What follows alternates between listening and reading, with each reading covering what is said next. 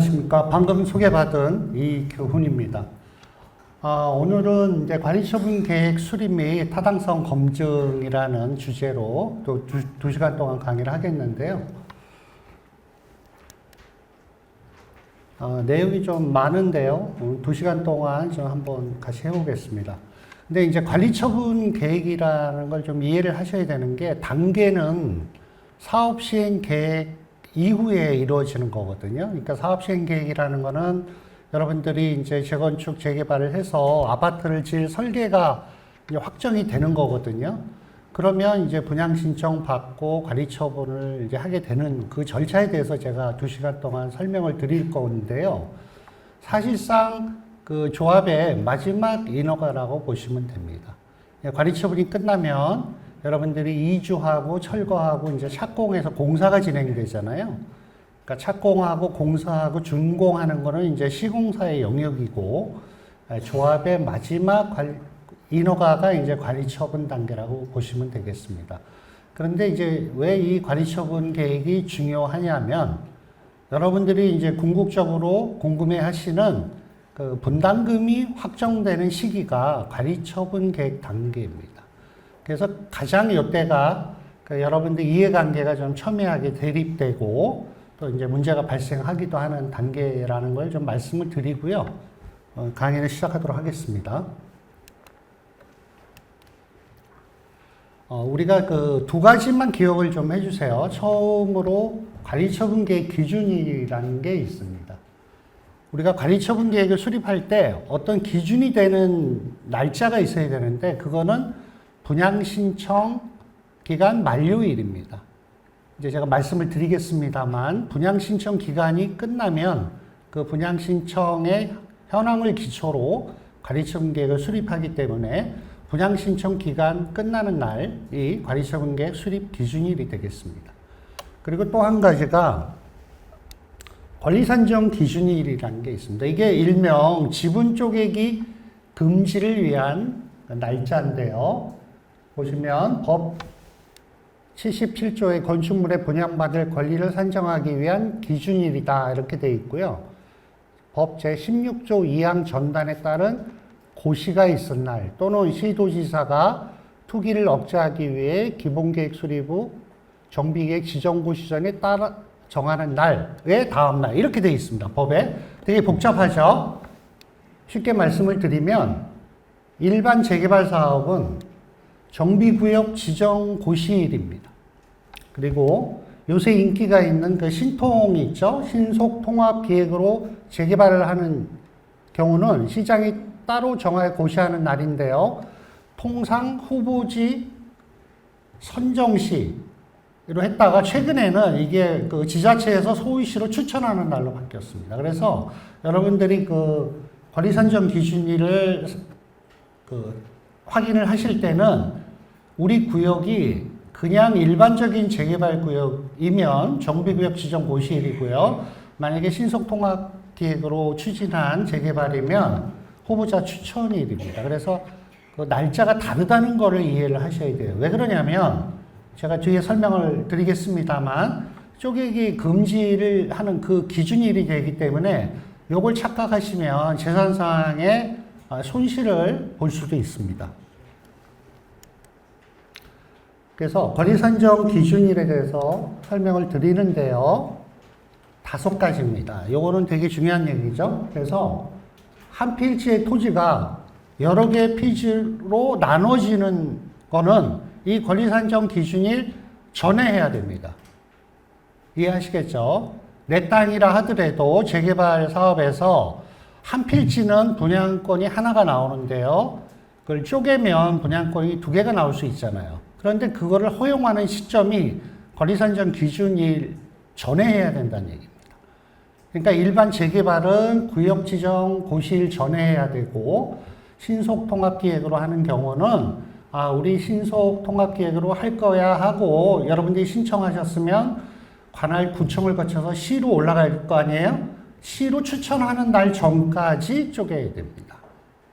만약에 그 날이 지나서 쪼개면 2개가 됐다 하더라도 그 입주권, 분양권 하나가 나옵니다. 이해하시겠죠? 그 다음에 집합건물의 소유 및 관리에 관한 법률에 따른 집합건물이 아닌 건축물이 같은 법에 따른 집합건축물로 전환되는 경우. 이게 무슨 말이냐면 우리 그 상가 같은 경우도 하나 덜렁이 있으면 그냥 상가고, 상가가 이렇게 집단으로 돼 있으면, 구분 등기가 돼 있으면 이제 집합건물법 적용을 받는 구분 등기가 된 그 상가인데요. 그걸 전환하는 날짜도 그 권리산정일을 기준으로 한다는 얘기입니다. 그 다음에 이 3번에 하나의 대지 범위에 속하는 동일인 소유의 토지 및 주택 등 건축물을 토지와 주택 등 건축물로 각각 분리하여 소유하는 경우. 우리가 재개발구역에서 단독주택이 있으면 단독주택과 그 단독주택의 밑에 있는 땅은 보통 동일 소유로 돼 있죠. 그런데 이거가 소유자가 바뀌면 분양권이 두 개가 될 수 있습니다.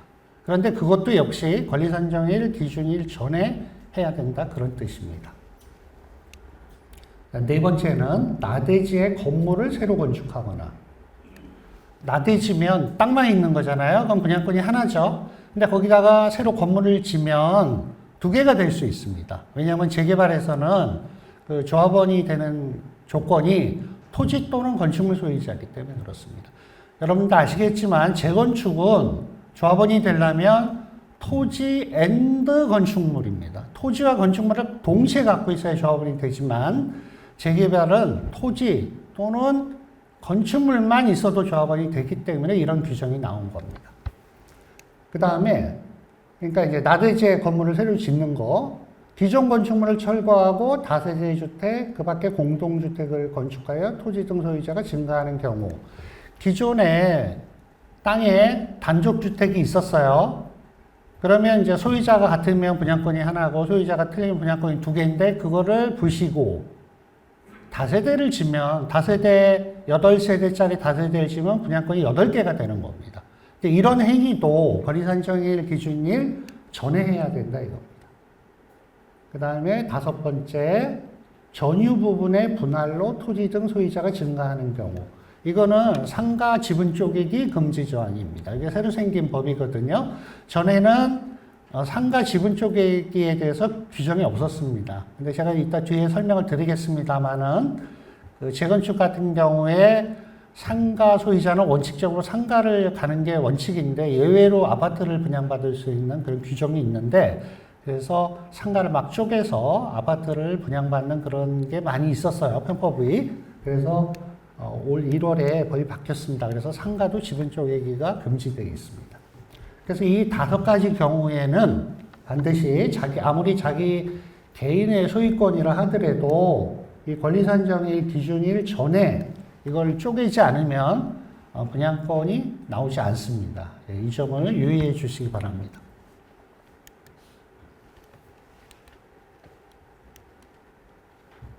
그래서 이제 관리처분을 우리가 공부를 할 건데요. 관리처분 계획은 쉽게 얘기하면 이렇습니다. 여러분이 기존에 갖고 계신 노불량한 건축물의 토지와 건축물의 어떤 권리를 갖고 계시잖아요. 그게 신축하는 새로운 아파트의 건축물과 토지로 권리가 바뀌는 걸 얘기하는 겁니다.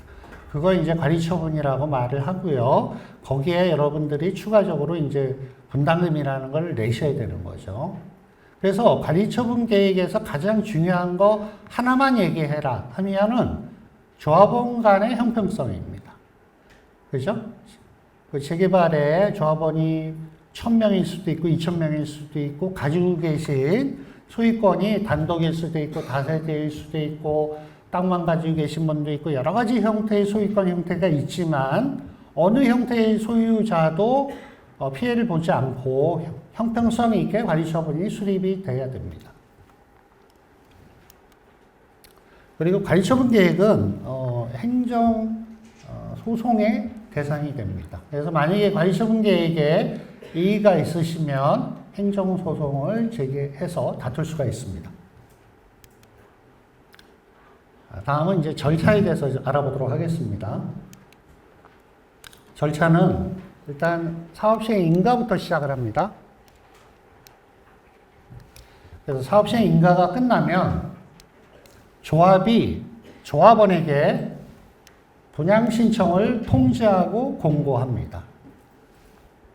그래서 보통 120일입니다. 그러면 한 4개월 정도 되겠죠? 4개월 안에 사업 시행 인가가 나면 조합에서 준비를 해가지고 조합원에게 통지하고 공고를 하게 되어 있습니다. 그런데 이제 통지 앤드 공고입니다. 제가 뒤에 설명하겠습니다만 이 관리처분 분양 신청 기간은 굉장히 중요한 절차이기 때문에 반드시 등기 우편으로 통지를 해야 됩니다. 그리고 일간신문에 공고를 해야 됩니다. 예, 그렇게 이해를 해 주시고요. 그러면 그 정해진 분양 신청 기간 내에 조합원님들이 내가 몇 평형을 신청할지를 결정을 하셔가지고 조합에 분양 신청서를 내는 겁니다. 요게 그 분양 신청 행위입니다. 그러면 요게 끝나면 이제 조합에서 관리처분 계획을 작성하고 조합원 총회를 통해서 관리처분 계획을 통과를 시킵니다. 일반적으로는 조합원 과반수의 동의를 얻어서 통과를 시켜야 되고요. 만약에 사업비가 10분의 1 이상 증가됐다면 전체 조합원 3분의 2의 찬성으로 통과시켜야 됩니다. 우리 총회에 일반적으로는 조합원의 과반수가 오고 참석한 조합원의 과반수로 안건을 처리합니다. 그죠? 그러니까 보통은 또 특별 결의를 할 때는 전체 조합원 과반수가 오고 참석한 조합원의 3분의 2로 통과를 시키는 경우가 있습니다. 그런데 사업시행계획이나 관리처분계획처럼 여러분들의 이해관계가 첨예하고 돈이 걸린 계획에 대한 총회는 그냥 참석자의 뭐 과반수 3분의 2가 아니고요. 전체 조합원의 3분의 2의 동의를 받아야 됩니다. 쉬운 일이 아니죠. 예, 전체 조합원의 3분의 2 동의를 받아야 됩니다. 요새는 공사비가 많이 올라서 사업비가 10% 이상 다 증가를 하게 됩니다. 그러니까 제가 이제 이런 강의를 할 때는 과반수입니까? 3분의 2입니까? 할 때는 3분의 2로 생각을 해라. 이렇게 말씀을 드립니다. 그래서 3분의 2의 동의를 받는다. 어떤 안건에 대해서 3분의 2 동의를 받는 것은 그렇게 쉬운 일이 아니에요. 그래서 조합 집행부에서는 이 관리처분 계획을 수립할 때 치밀하게 잘 수립을 하셔야 되고 또 조합원님들도 신중하게 결정을 하셔야 될 겁니다. 그래서 이제 관리처분 계획 총회 의결을 하고 한 달간 공람 의견을 거쳐서 관할관청, 그러니까 예를 들면 서대문 같으면 이제 서대문 구청에 인가 신청을 합니다. 그래서 인가를 나면 고시가 되고 다시 소유자들한테 통지를 해주죠. 그래서 보통 관리처분 인가는 법적으로는 30일이 되어 있는데요. 일정 요건이 돼서 타당성 검증을 받는 경우는 관리처분 인가 기간이 60일로 늘어납니다. 요게 그 분양 신청과 관리처분 계획의 전반적인 절차입니다. 제가 중요한 내용을 말씀을 드렸고요. 이제 하나하나 살펴보도록 하겠습니다. 분양 신청을 통지하고 공고한다고 말씀을 드렸습니다. 네.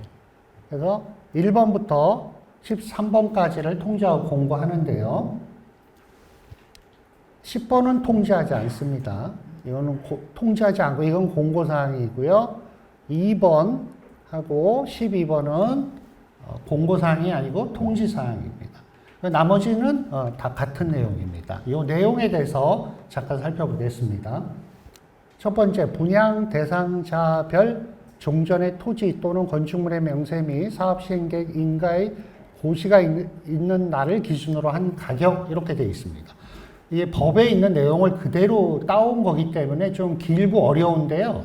쉽게 얘기하면 여러분들이 갖고 계신 기존 토지 및 건축물의 가격을 얘기하는 겁니다. 가격의 감정평가 금액을 얘기하는 겁니다. 그래서 흔히 종전자산 감정평가 금액이라고도 합니다. 필요하신 분 메모를 해주세요. 종전자산 감정평가 금액입니다. 그런데 감정평가 금액은 시점이 중요합니다. 언제를 기준으로 평가를 했냐면 사업시행계획 인가 고시가 있은 날입니다. 무슨 말씀인지 아시겠죠? 왜냐하면 가격이란 건 계속 변하죠. 예, 오늘 부동산 가격이 내일 또 똑같은 건 아니지 않습니까? 한 달 후에, 1년 후에 자꾸 변동이 되기 때문에 감정평가를 할 때는 감정평가 기준일을 정하게 돼 있는데 도정법에서 아예 명시를 해놨습니다. 그래서 사업시행계획 인가 고시일로 되어 있습니다. 그래서 여러분들이 갖고 계신 내 재산, 지금 갖고 계신 재산의 평가 금액을 얼마냐 했을 때 그 평가 금액이 금액은 사업시행계획 인가 고시일 기준으로 한 가격입니다. 그렇게 이해를 하시면 될 거예요. 근데 여기서 중요한 거는 분양 대상자 별입니다. 별이라는 거는 각각 개별로 통보를 해주라는 얘기죠. 우리가 지금 통지해주는 사항이잖아요. 여기 계신 분들이 다 조합원이라고 하면 갖고 계신 토지나 건물이 다 형태가 틀릴 거고 금액이 다 틀릴 거예요. 그러면 조합에서는 그거를 개별적으로 다 다른 금액을 다르게 통지를 해야 된다는 얘기입니다. 그죠? 예, 조합원이 1000명이면 1000개의 감정 가격이 나와 있을 거예요. 그거를 개별적으로 통지를 해줘야죠. 남의 거 통지해 줄 필요는 없죠. 예, 자기 것만 통지를 하는 겁니다. 그래서 조합원별로 각기 다른 그 감정평가 금액을 통지를 해줘야 됩니다. 그리고 분양 대상자별 분담금 추산액. 이게 우리 여러분들이 궁금해하신 추정 분담금입니다. 추정 분담금. 내가 25평 갈 때, 33평 갈 때, 45평 갈 때 내 분담금이 얼마인지는 자기가 갖고 있는 종전자산 평가 금액하고에 따라 다 달라지잖아요. 그러니까 이것도 분양 대상자별로 다 통보를 해줘야 됩니다. 이 두 개가 되게 중요한 내용이죠. 그리고 분양 신청 기간 알려줘야 됩니다. 그리고 사업시행 인가를 받았기 때문에 우리 아파트가 지금 몇 층, 몇 세대를 어떻게 짓는지 이런 내용을 조합원에게 알려주셔야죠. 그리고 정비사업의 종류, 명칭, 구역, 위치, 면적 너무 당연한 거고요. 분양 신청 기간을 또 어디서 할 건지 조합사무실에서 하는 그 위치를 알려주셔야죠. 구역 내에 계신 분들은 조합사무실 위치를 잘 알 수 있겠지만 외부에 계신 분들은 위치를 잘 모르시는 분도 있기 때문에 기간 장소를 정확히 알려주셔야 됩니다. 그리고 내가 분양받을 아파트의 현황이 어떻게 되는지, 그 다음에 내가 지금 분양 신청을 해야 되는데 분양 신청 자격이 되는지 안 되는지, 분양 신청 자격에 대해서도 알려줘야 되고요. 그리고 분양 신청을 해야 되는데 어떻게 해야 되는지 그런 것들을 알려줘야 됩니다. 그리고 만약에 분양 신청을 하지 않으면 어떻게 조합해서 조치를 할 건지도 알려줘야 됩니다. 그리고 분양 신청서 양식을 또 별지로 보내줍니다. 그 밖에 시도 조례로 적용하는 사항은 철거 예정일, 이주 기간 이런 것들도 별도로 알려줘야 됩니다. 그래서 우리 조합원님들에게 이런 내용을 알려주고 분양 신청을 받는 행위가 분양 신청입니다. 그래서 분양 신청은 30일에서 60일 이내로 받아야 됩니다. 그러니까 예를 들면 조합원이 한 500명 정도다 그러면 한 30일 정도 하면 될 것 같고요. 조합원이 1000명, 2000명 되면 한 60일 정도를 해야 될 겁니다. 그런데 분양 신청을 했는데 분양 신청이 좀 저조한 경우가 있어요. 명절이 꼈다든지 휴가 기간이 꼈다든지 해서 분양 신청이 좀 저조하면 한 번 연장할 수 있습니다. 근데 20일 범위 내에서 할 수 있습니다. 그러면 최장 만약에 30일 했으면 20일이면 50일까지 할 수 있고요. 만약에 60일로 하셨으면 20일이면 80일까지로 할 수 있죠. 근데 여기서 중요한 내용이 있습니다. 분양 신청 기간을 연장할 때는 그 기간을 이어서 해야 됩니다. 예를 들면 오늘이 7월 10일이죠? 9일입니까? 죄송합니다. 오늘 7월 9일이에요. 그래서 오늘이 분양 신청 기간 만료일이라고 해요. 그러면 연장은 10일부터 해야 됩니다. 내일부터. 그죠? 이어서 해야 됩니다. 반드시. 근데 이게 법에 규정이 없습니다. 근데 이게 판례로 조성된 겁니다. 그래서 거기다 메모를 해 놓으세요. 분양 신청 기간을 연장할 때는 기간을 이어서 해야 된다. 이거 되게 중요한 내용입니다. 왜 그러냐면 분양 신청 기간이 끝나면 분양 신청하지 않은 분은 그 다음날, 그러니까 예를 들면 오늘이 분양 신청 기간 만료일이면 내일 분양 신청하지 않은 분은 자동적으로 현금 청산자가 됩니다. 이게 중요한 거예요. 자동적으로. 별도로 통지, 공고, 고시하지 않습니다. 분양 신청하지 않으면 분양 신청 기간 만료일에 그냥 현금 청산자가 됩니다. 중요한 내용이에요. 내가 그 조합장하고 친하니까 내일 하면 돼. 천만의 말씀입니다. 절대 안 됩니다. 예. 이런 점을 유의하시고 분양 신청을 하실 분들은 반드시 분양 신청 기간 내에 하셔야 됩니다. 그리고 분양 신청을 하지 않으면 어떻게 되냐면요. 아까 말씀드린 것처럼 현금 청산자가 됩니다. 예. 분양 신청을 하지 아니하거나 분양 신청을 했는데 철회하신 분. 분양 신청의 철회는 분양 신청 기간 내에만 가능합니다. 예를 들면 분양 신청이 끝나면 철회도 안 됩니다. 아시겠죠? 분양 신청 기간이 끝나면 분양 신청 하신 분이 철회할 수도 없고요. 분양 신청 하지 아니하신 분이 분양 신청을 할 수도 없습니다. 그 다음에 투기과열지구내 입주권 제한자. 이거는 우리 그 투기과열지구에서는 그 조합설립인가, 그 재건축의 경우는 조합설립인가, 관리처분이 재개발의 경우는 관리처분 인가 후에 조합원 그 지분을 양수한 자는 그 조합원이 될 수가 없습니다. 근데 여기는 지금 투기과열지구가 없으니까 여러분들하고는 관계없는 내용이고요.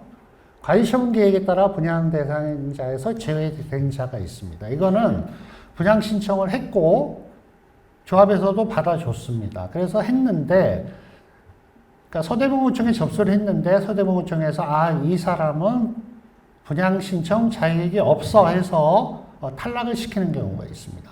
제가 뒤에서 얘기를 하겠지만 아까 쪼개기 금지 조항을 위반했다든지 면적 규정을 위반했다든지 여러 가지 법에 저촉이 되면 분양 신청을 했어도 조합이 분양 신청을 받아줬어도 인가에서 제외될 수 있습니다.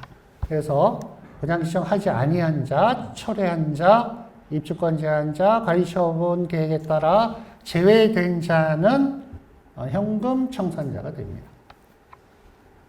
이분들은 90일 내에 관리처분 인가 고시 후 90일 내 협의를 하고요. 협의를 안 되면 60일 내 재개발은 수용 재결, 재건축은 매도 청구 소송을 제기해야 됩니다. 그래서 90일, 60일이면 150일이죠. 통상 5개월입니다. 5개월. 그래서 조합에서는 협의는 하되 미리 그 변호사를 선임해서 그 매도 청구 소송이나 수용 재결을 준비를 하셔야 됩니다. 만약에 그 정해진 기간 내에 소송을 제기하지 않으면 연체이자를 물어야 됩니다. 지연이자. 6개월 내는 5%, 1년 내는 10%, 1년 초과에 15%. 크죠? 이거는 나중에 매도 청구 소송이나 수용 재결로 결정된 금액에 요 지연된 이자를 추가해서 지급해야 됩니다. 그렇습니다. 우리가 그 감정평가를 공부를 하셨을 텐데, 그 관리처분을 위한 종전자산, 종후자산 감정평가 업자를 선정할 때는 재개발은 누가 하죠? 배우셨죠? 재개발 조합, 재개발 사업 같은 경우 종전 관리처분을 위한 감정평가 업자 선정은 누가 해요? 예? 누가 해요? 재개발. 구청에서 하죠. 제대로 공부 안 하신 것 같아요. 지금 다 끝나가는데. 재건축은요? 교합이요? 조합 하나? 구청 하나죠? 큰일 났네, 이거. 수료 좀 주지 말라 그래야겠는데? 자, 관리처분을 위한 종전자산 감정평가 업자 선정은 재개발 사업은 다들 구청장이 합니다. 2개 다. 그리고 재건축은 조합에서 하나, 하나는 구청에서 합니다. 그래서 그 2개 업자가 감정평가 한 거를 산수평균에서 정하죠. 예, 그렇게 합니다. 그런데 요거 제가 지금 말씀을 드리는 거는 수용 재결과 매도 청구 소송할 때 또 평가를 해요. 그래서 말씀을 드리려고 그랬는데 이거 말씀 안 드려야겠다. 아니 기초도 안 되는데 이거 좀 중급으로 가도 되나요? 자, 그럼 재건축 사업에서 매도 청구 소송은 어디다 해요? 조합이 법원에 하는 거예요. 관할법원. 관할법원에 분양시장 하지 아니하신 분을 상대로 이분들이 그 동일 분양시장 안에서 내가 그분의 소유권을 사겠습니다 하고 이제 매도 청구 소송을 법원에 해요. 그럼 법원에서 감정평가를 또 합니다. 그죠? 그럼 감정평가업체 선정은 누가 해요? 법원이 하는 거예요. 근데 보통 법원에는 그런 감정평가업자가 등록이 돼 있어요. 미리. 그래서 그 등록된 순번회에서 그 두 개의 감정평가업자 선정을 하고 그 감정평가업자가 산출한 금액을 산출 평균해서 그 보상 금액으로 결정을 합니다. 판사님이. 그러면 이제 수용 재결을 해요. 재개발은 수용 재결이면 관할 토지수용위원회로 갑니다. 토지수용위원회는 법원하고 비슷한 거라고 보시면 돼요. 준사법기관이라고 해서 토지수용위원회로 가요. 그러면 이때 감정평가를 또 하거든요. 그럼 감정평가업체는 누가 선정해요? 네? 토지수용위원회? 아닌데 땡. 아닙니다. 그래서 제가 설명을 드리는 거예요. 요거는 시행자가 하나 합니다. 조합이. 그 다음에 현금 청산자가 하나 합니다. 그리고 3개를 합니다. 3개. 시청에서 하나 합니다. 이게 틀려요. 그래서 우리가 이제 관리처분에 대한 감정평가는 잘 아시는데 이게 매도청구는 사실 여러분들이 생각할 게 없어요. 그냥 법원에 신청하면 법원에서 자동으로 선정하거든요. 근데 토지 수용 절차로 가면 조금 틀립니다. 조합에서 하나 하고 현금 청산자들이 2분의 1 동의를 받아서 한 개 업체를 추천할 수 있고 또 하나는 시청에서 합니다. 그래서 2개가 아니고 3개 업체를 선정하게 되어 있습니다. 그래서 3개 업체가 산출 평균한 금액으로 보상을 해주게 되어 있습니다.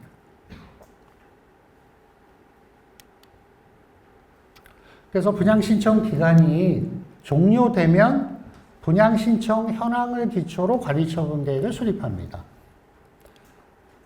그런데요, 아까 여러분들한테 그 분양신청을 할 때 그 추정분담금을 알려줬잖아요. 그죠? 25평 갈 때, 33평 갈 때, 45평 갈 때 추정분담금이 얼마라고 가르쳐 드렸어요. 그래서 분양신청을 했단 말이에요. 그런데 이게 바뀝니다. 왜냐하면 여러분들 중에 분양신청을 안 한 분이 계시잖아요. 그러면 그분은 조합원이 아니잖아요. 그죠? 그럼 그분들 거의 재산을 다 조합이 사야 되잖아요. 그래서 이 숫자가 바뀌기 시작합니다. 여러분들 그 비례율 배우셨죠? 비례율의 그 분모에 뭐가 들어가요? 종전자산 평가금의 합이 들어가죠? 근데 이 합이 바뀐다고요. 원래 조합은 1000명이었는데 분양신청을 800명이 하고 200명이 분양신청을 안 했으면 200명은 조합원이 아니라고 했잖아요. 현금청산자. 그러면 800명의 종전자산 평가 금액이 분모로 들어갑니다. 바뀐다고요, 숫자가. 이해하셨죠? 그러면 비례율의 윗부분에 들어가는 건 뭐죠? 수입 마이너스 지출이죠. 그럼 수입은 늘어요, 줄어요? 늘죠? 왜 늘어요? 그렇죠. 조합원분이 줄고 일반 분양분이 느니까 세대수는 같지만 일반 분양가와 조합원 분양가 차이가 있잖아요. 그러니까 수입은 늘죠. 수입만 늘어요? 지출도 늘죠. 분양시장 안 한 분들 거 사야 되잖아요. 그죠? 그래서 숫자가 바뀝니다. 그 분양신청 할 때 계산했던 추정분담금이 다시 관리처분 때 바뀝니다. 이런 이유로.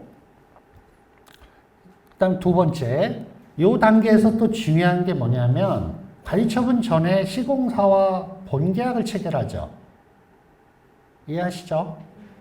본계약이라는 게 원래는 틀린 말이에요. 변경계약. 최초 계약을 해서 이제 시간이 경과했기 때문에 사업계획 승인이 완료되면 이제 그 도면을 기초로 이제 변경 계약을 하는데 공사비가 오르겠죠? 그러면 지출이 늘죠? 그래서 비례율이 바뀝니다. 그래서 비례율이 바뀌면 조합원 권리가액이 바뀌고 조합원 권리가액이 바뀌니까 분담금이 바뀌겠죠. 이해하시죠? 예. 그래서 이 뜻이 뭐냐면 분양신청 기간이 종료된 때에는 분양신청 현황을 기초로가 그런 뜻입니다. 그걸 기초로 해서 아까 했던 거 다시 설계를 합니다. 분양신청 하신 분, 안 한 분, 그죠? 그 다음에 분양 대상자가 이제 추려져요. 현금 청산자가 따로 추려지고, 그래서 계산을 다시 합니다. 이걸 쭉. 예. 그리고 정비사업비를 산출할 때 재건축은 재건축 부담금을 포함해야 되는 거 아시죠? 네, 부담금 포함해야 됩니다. 그래서, 그리고 이제 재개발 같은 경우 세입자의 주거이전비하고 영업보상, 이런 보상 비용도 다 평가를 해서 포함을 시켜야 됩니다. 그리고 이제 아까 분양신청 안 하신 분들은 현금 청산할 거잖아요. 그 현황을 일단 명시를 해야 됩니다. 그리고 보류지도 해야 되고요. 예, 그 다음에 기반시설, 철거 이런 거를 관리처분 계획에 담아서 이제 여러분 총회를 해야 됩니다.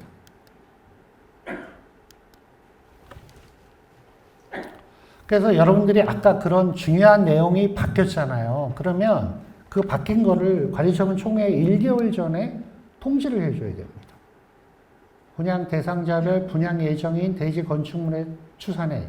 이게 신축 건물의 분양 아파트 가격이에요. 그다음 보유지 명세, 그 다음에 종전자산 평가금의 정비사업비. 이거 아까 분양 신청할 때 다 했잖아요. 근데 왜 또 통보를 해주죠? 바뀌었으니까. 분양 신청을 하고 나니까 바뀌었어요. 그래서 이거를 관리처분 총회 한 달 전에 이 중요한 내용을 통지를 해주게 되어 있습니다. 그런데 또 여기서 문제가 뭐냐면 여러분들 관리처분 총회는 지금 통상 1개월 전에 통지를 합니다.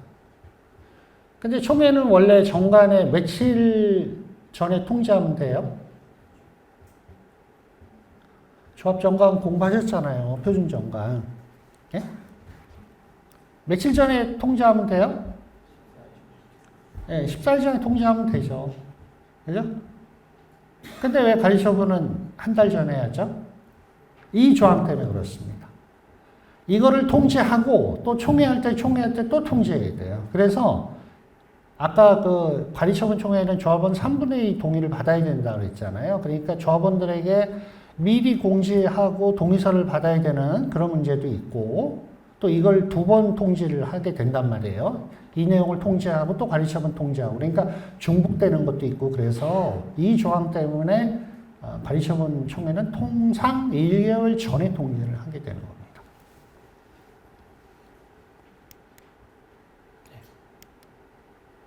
그래서 3분의 2 동의를 받으셔야 됩니다. 법에는 원래 과반수로 되어 있는데 요새는 그 공사비도 많이 오르고 사업비가 많이 증가되기 때문에 대부분 10% 이상 증가가 됩니다. 물론 생산자 물가상승률하고 손실보상 금액 요건 빼게 되어 있습니다. 그럼에도 불구하고 정비사업비가 대부분 10% 이상 증가가 됩니다. 그래서 관리처분 총회는 무조건 조합원 3분의 2 동의를 받아야 된다 이렇게 생각을 하시면 됩니다. 그리고 공람을 30일 이상 해야 됩니다. 인가 신청 전에.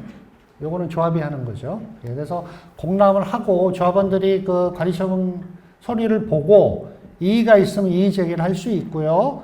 이의가 정당하면 변경할 수도 있습니다. 네. 그런데 관리처분 계획을 이제 그렇게 해가지고 예전은 이제 서대문구니까 서대문구청에 이제 관리처분 인가 신청을 하거든요. 그러면 이제 구청 공무원이 검토해서 이상이 없으면 30일 내에 인가를 내줍니다. 그 고시를 하죠. 그런데 일정한 요건이 되면 관리처분 타당성 검증을 하는 경우가 있습니다. 그러면 30일이 늘어나서 60일이 되는 경우가 있습니다. 요건 뒤에 따로 설명을 드리도록 하겠습니다. 예, 이제 세 번째는 관리처분 기준 및 방법입니다. 제일 중요한 거죠. 그래서 관리처분 기준을 세우는데 어떤 기준에 의해서 세우느냐에 대해서 공부를 하도록 하겠습니다. 오늘 강의가 2시간인데 좀 쉬어야죠? 2시간은 못 버티시죠? 네, 알겠습니다. 그러면 지금 진도를 좀 빨리 빼고 있거든요. 30분 지났거든요. 35분. 제가 조금만 더 하고 쉬도록 하겠습니다. 세 번째는 이제 관리처분 계획의 기준 및 방법에 대해서 알아보도록 하겠습니다.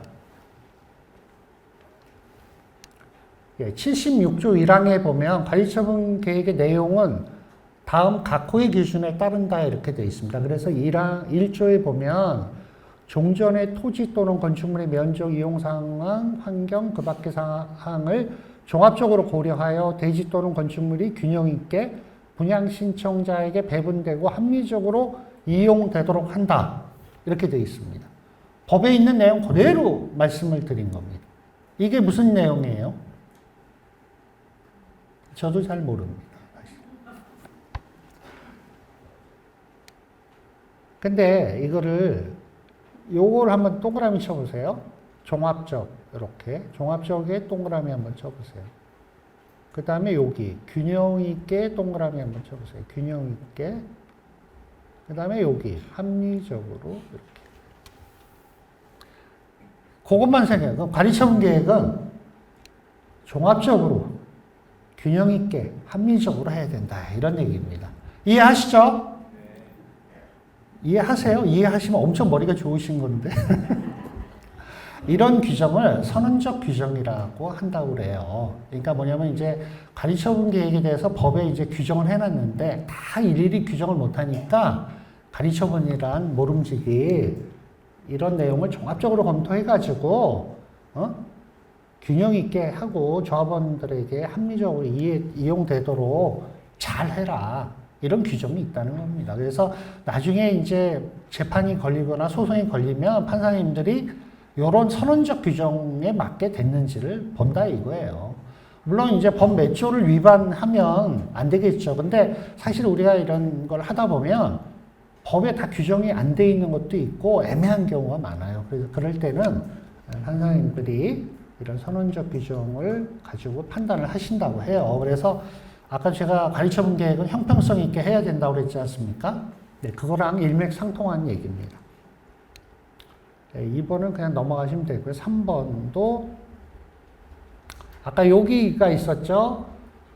너무 좁은 토지나 건축물은 또는 정비구역 지정 후에 분할된 토지를 취득한 자는 현금 청산할 수 있다 이렇게 되어 있죠.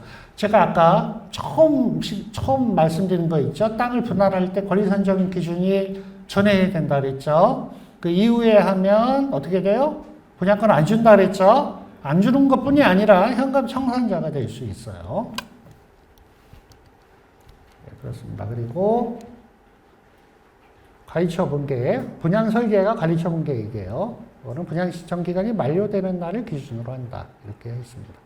그리고 관리처분 계획 할 때 제일 중요한 거는 결국 아파트를 분양받는 거잖아요. 근데 여기에 보면 한 세대 한 명이 하나 이상의 주택 또는 토지를 소유한 경우 1주택을 공급한다. 이 원칙입니다.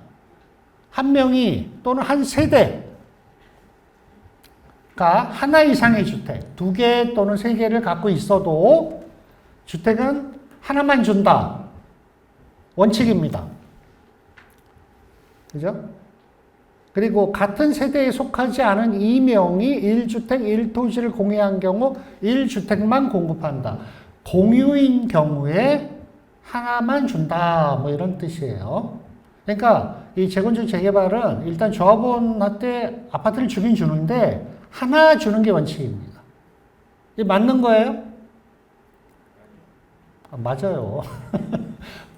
우리가 아파트 같은 거 아파트 살 수 있는 방법이 뭐예요? 돈 있는 사람 그냥 아파트 사면 되죠? 지어 있는 거. 그 다음에 이제 분양하는 거를 분양받을 수 있는데 청약이 있어야 되잖아요. 그죠? 그죠? 예. 그리고 이제 또 아파트를 분양받을 수 있는 게 이 재건축 재개발 사업입니다. 다른 조건이 없어요. 그냥 그 구역 내에 소유권만 가지고 있으면 아파트를 그냥 받을 수 있는 거잖아요. 그죠? 그래서 일단 원칙은 한 세대, 하나를 줍니다. 하나. 예. 근데 원칙이라고 그랬으니까 예외가 있겠죠?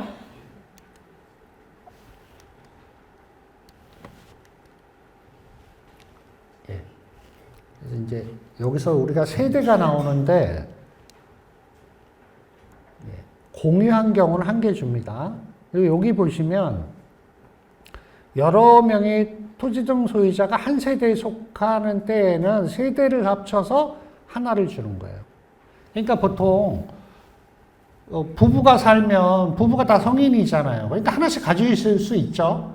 그리고 자녀가 있는데 자녀도 성인이고 뭐 돈을 벌으면 아파트를 가질 수 있죠. 그러면 한 세대에 3명이 살고 경제력도 있어요. 그러면 세 개를 갖고 있을 수 있죠.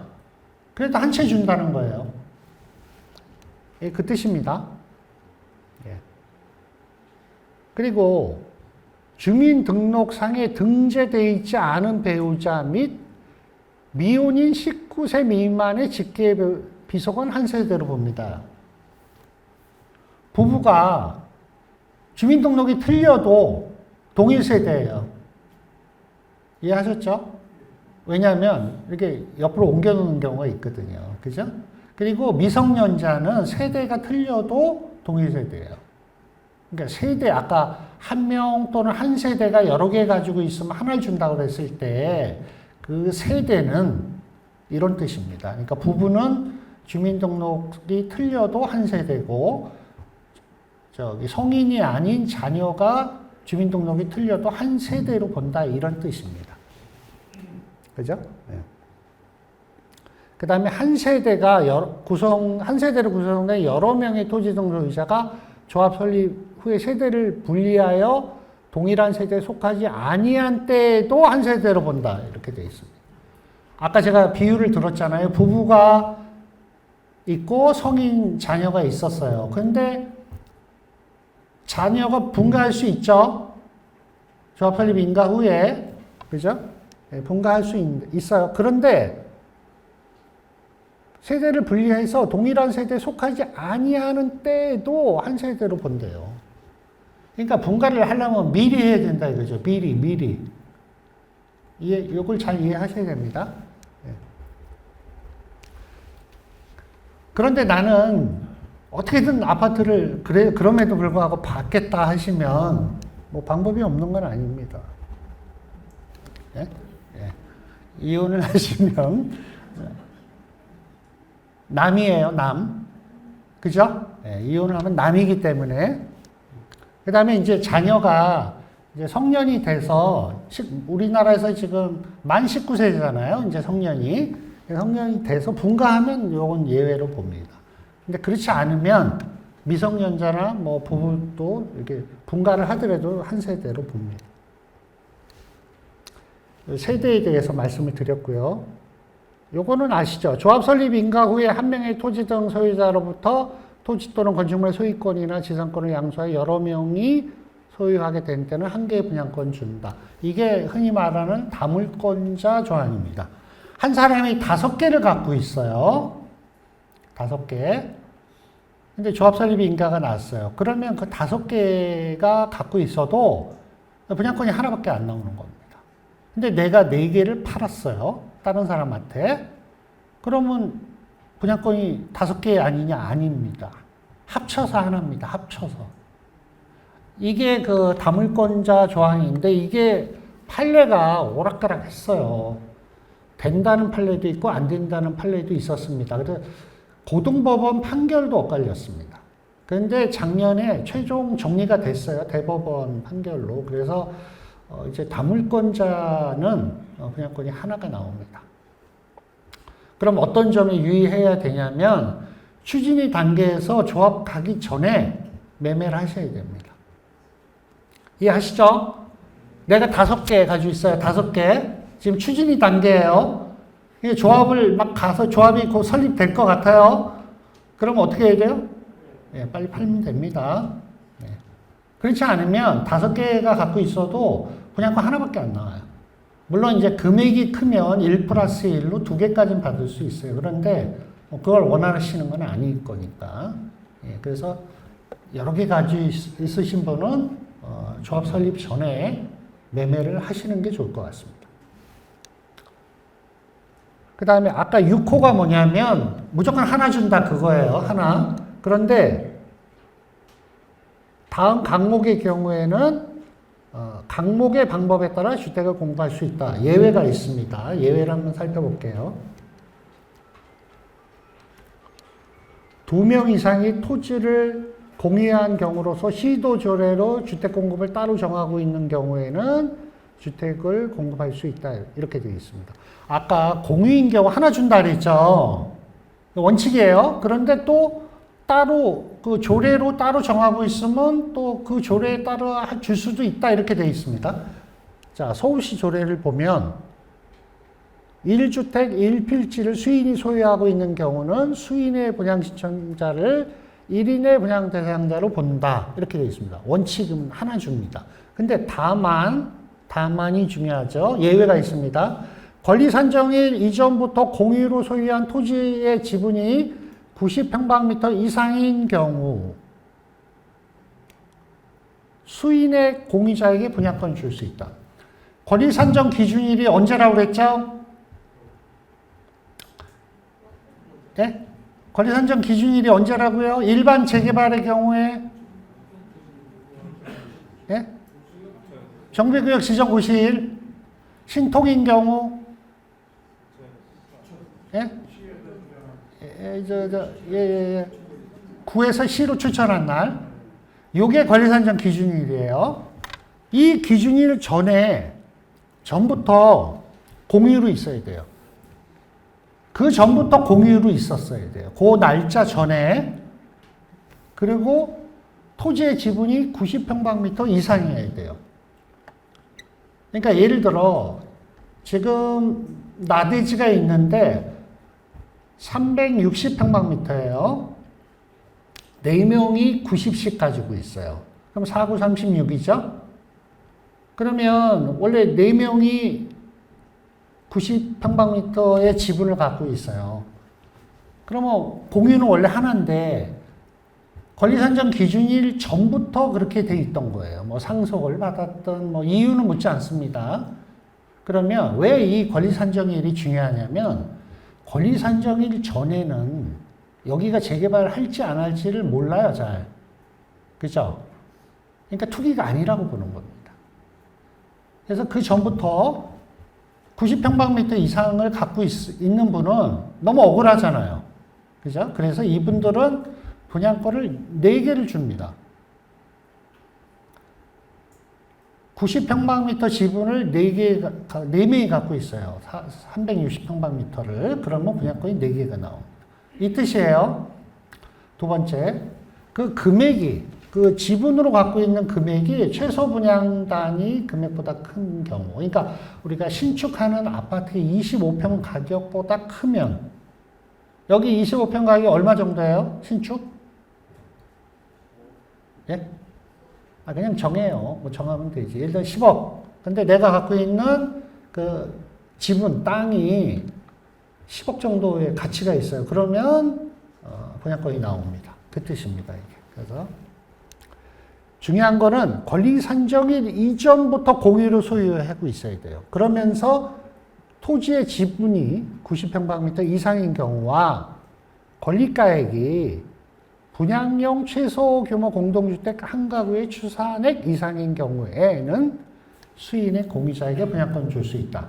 여기서 권리 산정일 이전이어야 돼요. 이전이면서 그 공유 지분이 90평방미터 이상이거나 권리 산정일 이전부터 공유를 갖고 있으면서 그 금액이 최소 분양 단위 규모 25평 분양 가격보다 큰 경우는 그 공유자 전부에게 분양권을 줄 수 있습니다. 예, 공유자인 분들의 예외 조항입니다. 이건 서울시 조례만 있어요. 서울시 조례. 예. 그 다음에 토지 등 소유자에게 소유한 주택 수만큼 공급한대요. 다음의 경우에는. 아까 분명히 하나 준다 그랬잖아. 하나. 그런데 어느 경우에는 가지고 있는 것만큼 줘요. 내가 3개 갖고 있으면 3개 주고 5개 갖고 있으면 5개 주는 조항이 있습니다. 어느 경우냐면 과밀 억제 권역에 위치하지 아니한 재건축 사업입니다. 그럼 또 과밀 억제 권역은 또 뭐예요? 우리 수도권 정비계획법이라는 게 있는데요. 수도권 정비계획법은 서울, 경기, 인천을 수도권이라고 봅니다. 이 수도권을 또 어떤 권역을 나눠놨어요. 그 중에 과밀 억제 권역이라고 있는데요. 여러분들 어렵게 생각하실 게 아니고 우리가 사는 도시는 대부분 과밀 억제 권역입니다. 과밀 억제 권역이 아닌 데는 저기 어디냐면 저 접경 지역 있죠. 저기 파주, 철원, 문산 뭐 이런 데. 그런 데가 과밀 억제 권역이 아니고요. 우리가 흔히 그 대부분 사람이 많은 사는 도시는 과밀 억제 권역이에요. 근데 과밀 억제 권역이 아니한 곳에 위치한 재건축 사업이니까 이건 투기 우려가 없다 이런 얘기입니다. 그러니까 예를 들면 저쪽 문산 쪽에서 재건축하면 5개 갖고 있으면 5개 준다 그 뜻이에요. 근데 우리가 사는 이런 서대문구는 과밀 억제 권역입니다. 그러니까 해당 사항 없죠? 예. 그냥 참고로 알아두세요. 그 다음에 근로자 숙소 기숙사. 이런 거는 원래 용도가 기숙사로 지어진 거잖아요. 그러니까 이건 원래 투기 목적이 아니었기 때문에 이런 경우는 가지고 있는 숫자만큼 줍니다. 그리고 국가, 지자체, 주택공사가 가지고 있는 거는 가지고 있는 숫자만큼 줍니다. 그리고 이거 그 공기업들이 지방 이전으로 이전하면서 그 팔고 가는 경우가 있었거든요. 그거를 산 사람은 그 가지고 있는 만큼 줍니다. 그래서 요런 4가지 경우는 예외적으로 가지고 있는 숫자만큼을 줍니다. 근데 사실 이거는 여러분들하고 크게 관계가 없는 내용입니다. 그냥 알고만 계시고요.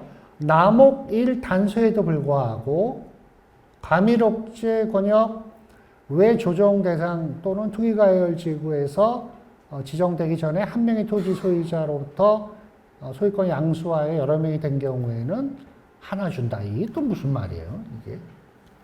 이게 앞으로 가야 되는데 요거 있잖아요. 과밀 억제 권역에 위치하지 아니한 재건축 사업은 가지고 있는 만큼 준다 그랬어요. 그런데 여기가 투기과열지구나 조정 대상 지역으로 지정이 되면 또 안 그렇습니다. 예외가 또 있습니다. 그래서 그런데 이런 경우에도 불구하고 다시 뒤로 가면 모르고 샀잖아요. 샀는데 투기과열지구나 조정 대상 지역이 되면 그 사람들한테 예외적으로 1주택은 줄 수 있다. 각각 판 사람이나 산 사람한테 그런 예외 조항이 있는데 이것도 뭐 여러분들하고 이렇게 관계되는 조항이 아니니까 넘어가겠습니다. 네, 중요한 건 이거죠.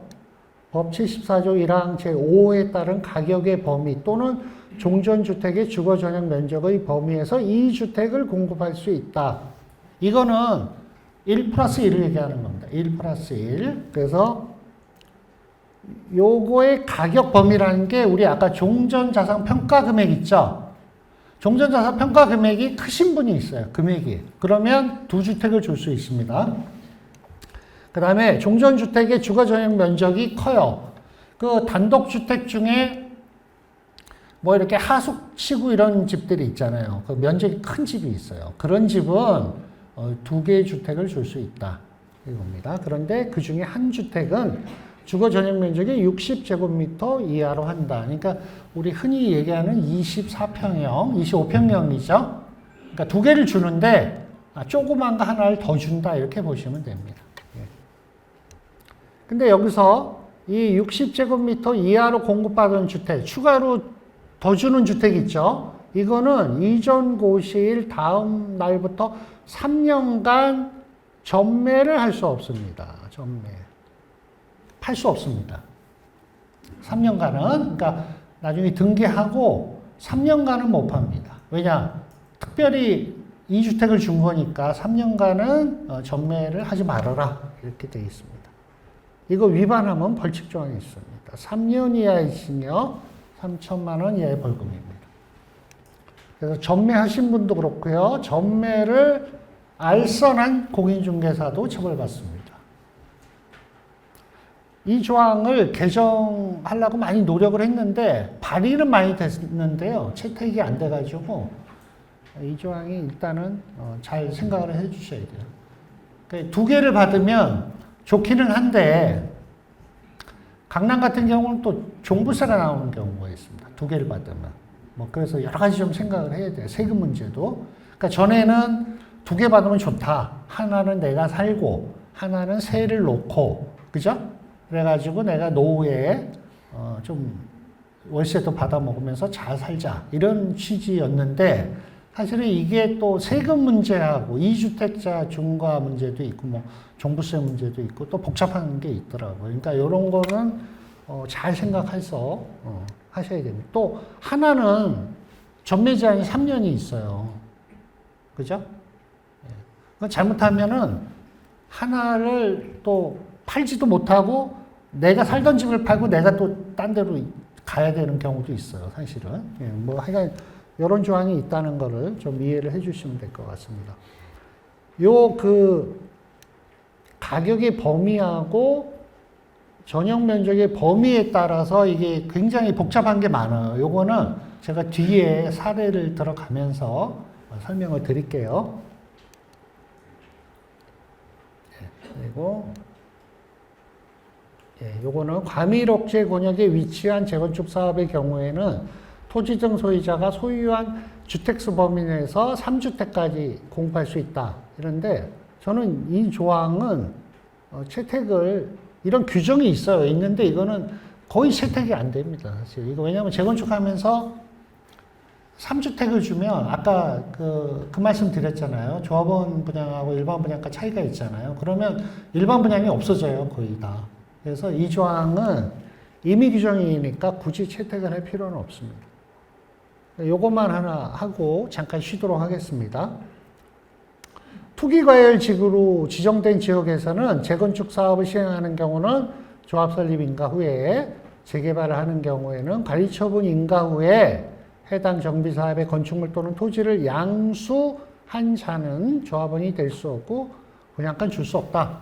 현금 청산자가 되는 겁니다. 그런데 지금 투기과열지구가 4군데밖에 없죠? 어디예요? 아니 무슨 마용성이에요. 마용성 아니고 서초, 강남, 송파 또 하나 어디요? 용산. 예. 서초, 강남, 송파, 용산만 투기과열지구예요. 전에는 서울이 다 투기과열지구고 지방에도 투기과열지구가 많았잖아요. 그러다가 전부 해제됐죠. 그래서 지금은 투기과열지구가 서초, 강남, 송파, 용산밖에 없습니다. 그러니까 이것도 여러분들하고 상관없죠. 그러나 이제 또 투기과열지구 또 지정할 수도 있어요. 또 좀 뭐 경기가 또 살아나고 그러면 투기과열지구 확대될 수 있으니까 그럴 경우는 투기과열지구가 언제 되느냐가 되게 중요합니다. 그죠? 예. 그래서 이제 공통된 관리처분에 대해서 설명을 드렸습니다. 그 다음에 이제 재개발의 관리처분 기준하고 재건축 관리처분 기준을 할 건데요. 조금 힘들어 하시니까 조금만 쉬고 하도록 하겠습니다. 지금까지는 이제 재개발, 재건축 공통적인 관리처분 기준에 대해서 말씀을 드렸고요. 지금은 이제 재개발에 국한된 관리처분 기준에 대해서 말씀을 드릴게요. 주거환경 개선 사업이라고 있는데 이거는 뭐 재개발하고 같은 개념으로 보시면 되고 요새 주거환경 개선 사업은 이제 거의 없어요. 옛날에 이제 그 철거민들이 아주 산 꼭대기 가서 살고 막 이런 집에 화장실도 없고 뭐 동네에서 뭐 공동 화장실 쓰고 그런 아주 열악한 그런 사업이 이제 주거환경 개선 사업인데요. 재개발하고 이제 같은 개념으로 보는데 지금 뭐 요새는 주거환경 개선 사업이 거의 없기 때문에 그냥 재개발 사업으로 보시면 될 것 같아요. 재개발 사업에서 가장 중요한 거는 분양 대상입니다. 그렇죠? 여러분 이제 아파트를 분양받는 게 중요한 거니까 여기 있습니다. 재개발 사업으로 건립되는 공동주택의 분양 대상자는 다음 각호 어느 하나에 해당하는 토지 등 소유자로 한다. 이렇게 되어 있습니다. 관리처분계획 기준일 현재. 그러니까 요 5개에 해당이 돼야 재개발 사업에서 아파트를 분양받을 수 있습니다. 첫 번째, 종전의 건축물 중 주택이죠. 주택을 소유한 자. 지금 재개발 구역에 내가 주택을 갖고 있어요. 그러면 공동주택을 분양받을 수 있습니다. 아시겠죠? 네. 주택. 네. 상가 아니고요. 주택. 가로에 보면 주거용으로 사용하고 있는 특정 무허가 건축물 이렇게 되어 있습니다. 무허가 건축물을 갖고 있어도 받을 수 있습니다. 무허가. 그런데 주거용이어야 돼요. 무허가 건축물도 주거가 있고 영업하는 경우 있죠. 그죠? 영업하는 경우는 안 돼요. 주거용. 근데 또 특정 무허가래. 특정 무허가는 또 뭐예요? 특정 무허가. 그 특정하지 않은 것도 있는가 보죠. 89년 1월 24일을 외우셔야 됩니다. 89년 1월 24일. 89년 1월 24일 전의 무허가를 특정 무허가라고 합니다. 89년 1월 24일 날 기존 무허가 건축물을 원래는 분양권이 없는데 분양권을 주도록 한 특별조치법이 시행됐었습니다. 옛날에. 근데 왜 그럴게요? 89년 1월 24일이에요. 그 전에 뭐가 있었죠? 올림픽이 있었잖아요.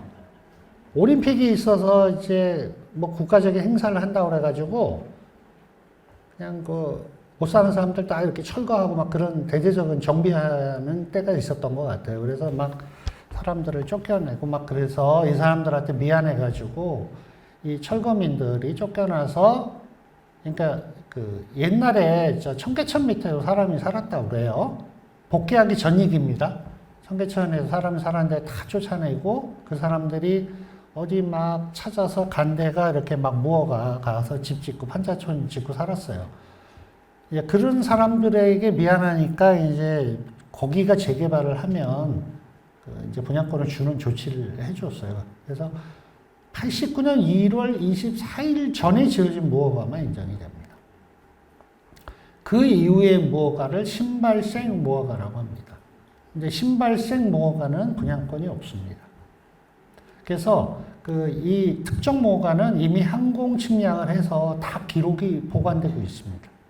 예, 그래서 특정 무허가라고 합니다. 89년 1월 24일입니다.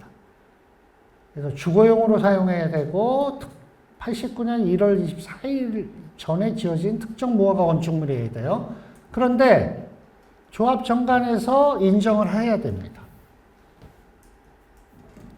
서울시 조례에 이렇게 되어 있어요. 서울시 조례에서 그냥 인정하면 되는데 무허가를 조합원으로 인정할 거냐 안 할 거냐를 조합원 정관에 정하게 되어 있습니다. 근데 표준 정관에 그렇게 되어 있어서 대부분은 그대로 갑니다. 네, 그래서 기존 주택을 가지고 이 주택은 유허가죠. 유허가 주택은 뭐 따질 거 없고요. 네. 무허가는 주거용이어야 되고 89년 1월 24일 이전에 지어진 특정 무허가여야 되고 조합 정관에서 정하고 있어야 됩니다. 이분들한테는 공동주택을 분양할 수 있습니다. 두 번째, 분양 신청자가 소유하고 있는 종전 토지의 총 면적이 90제곱미터 이상인 자. 토지만 갖고 있는 경우는 90평방미터가 넘어야 됩니다.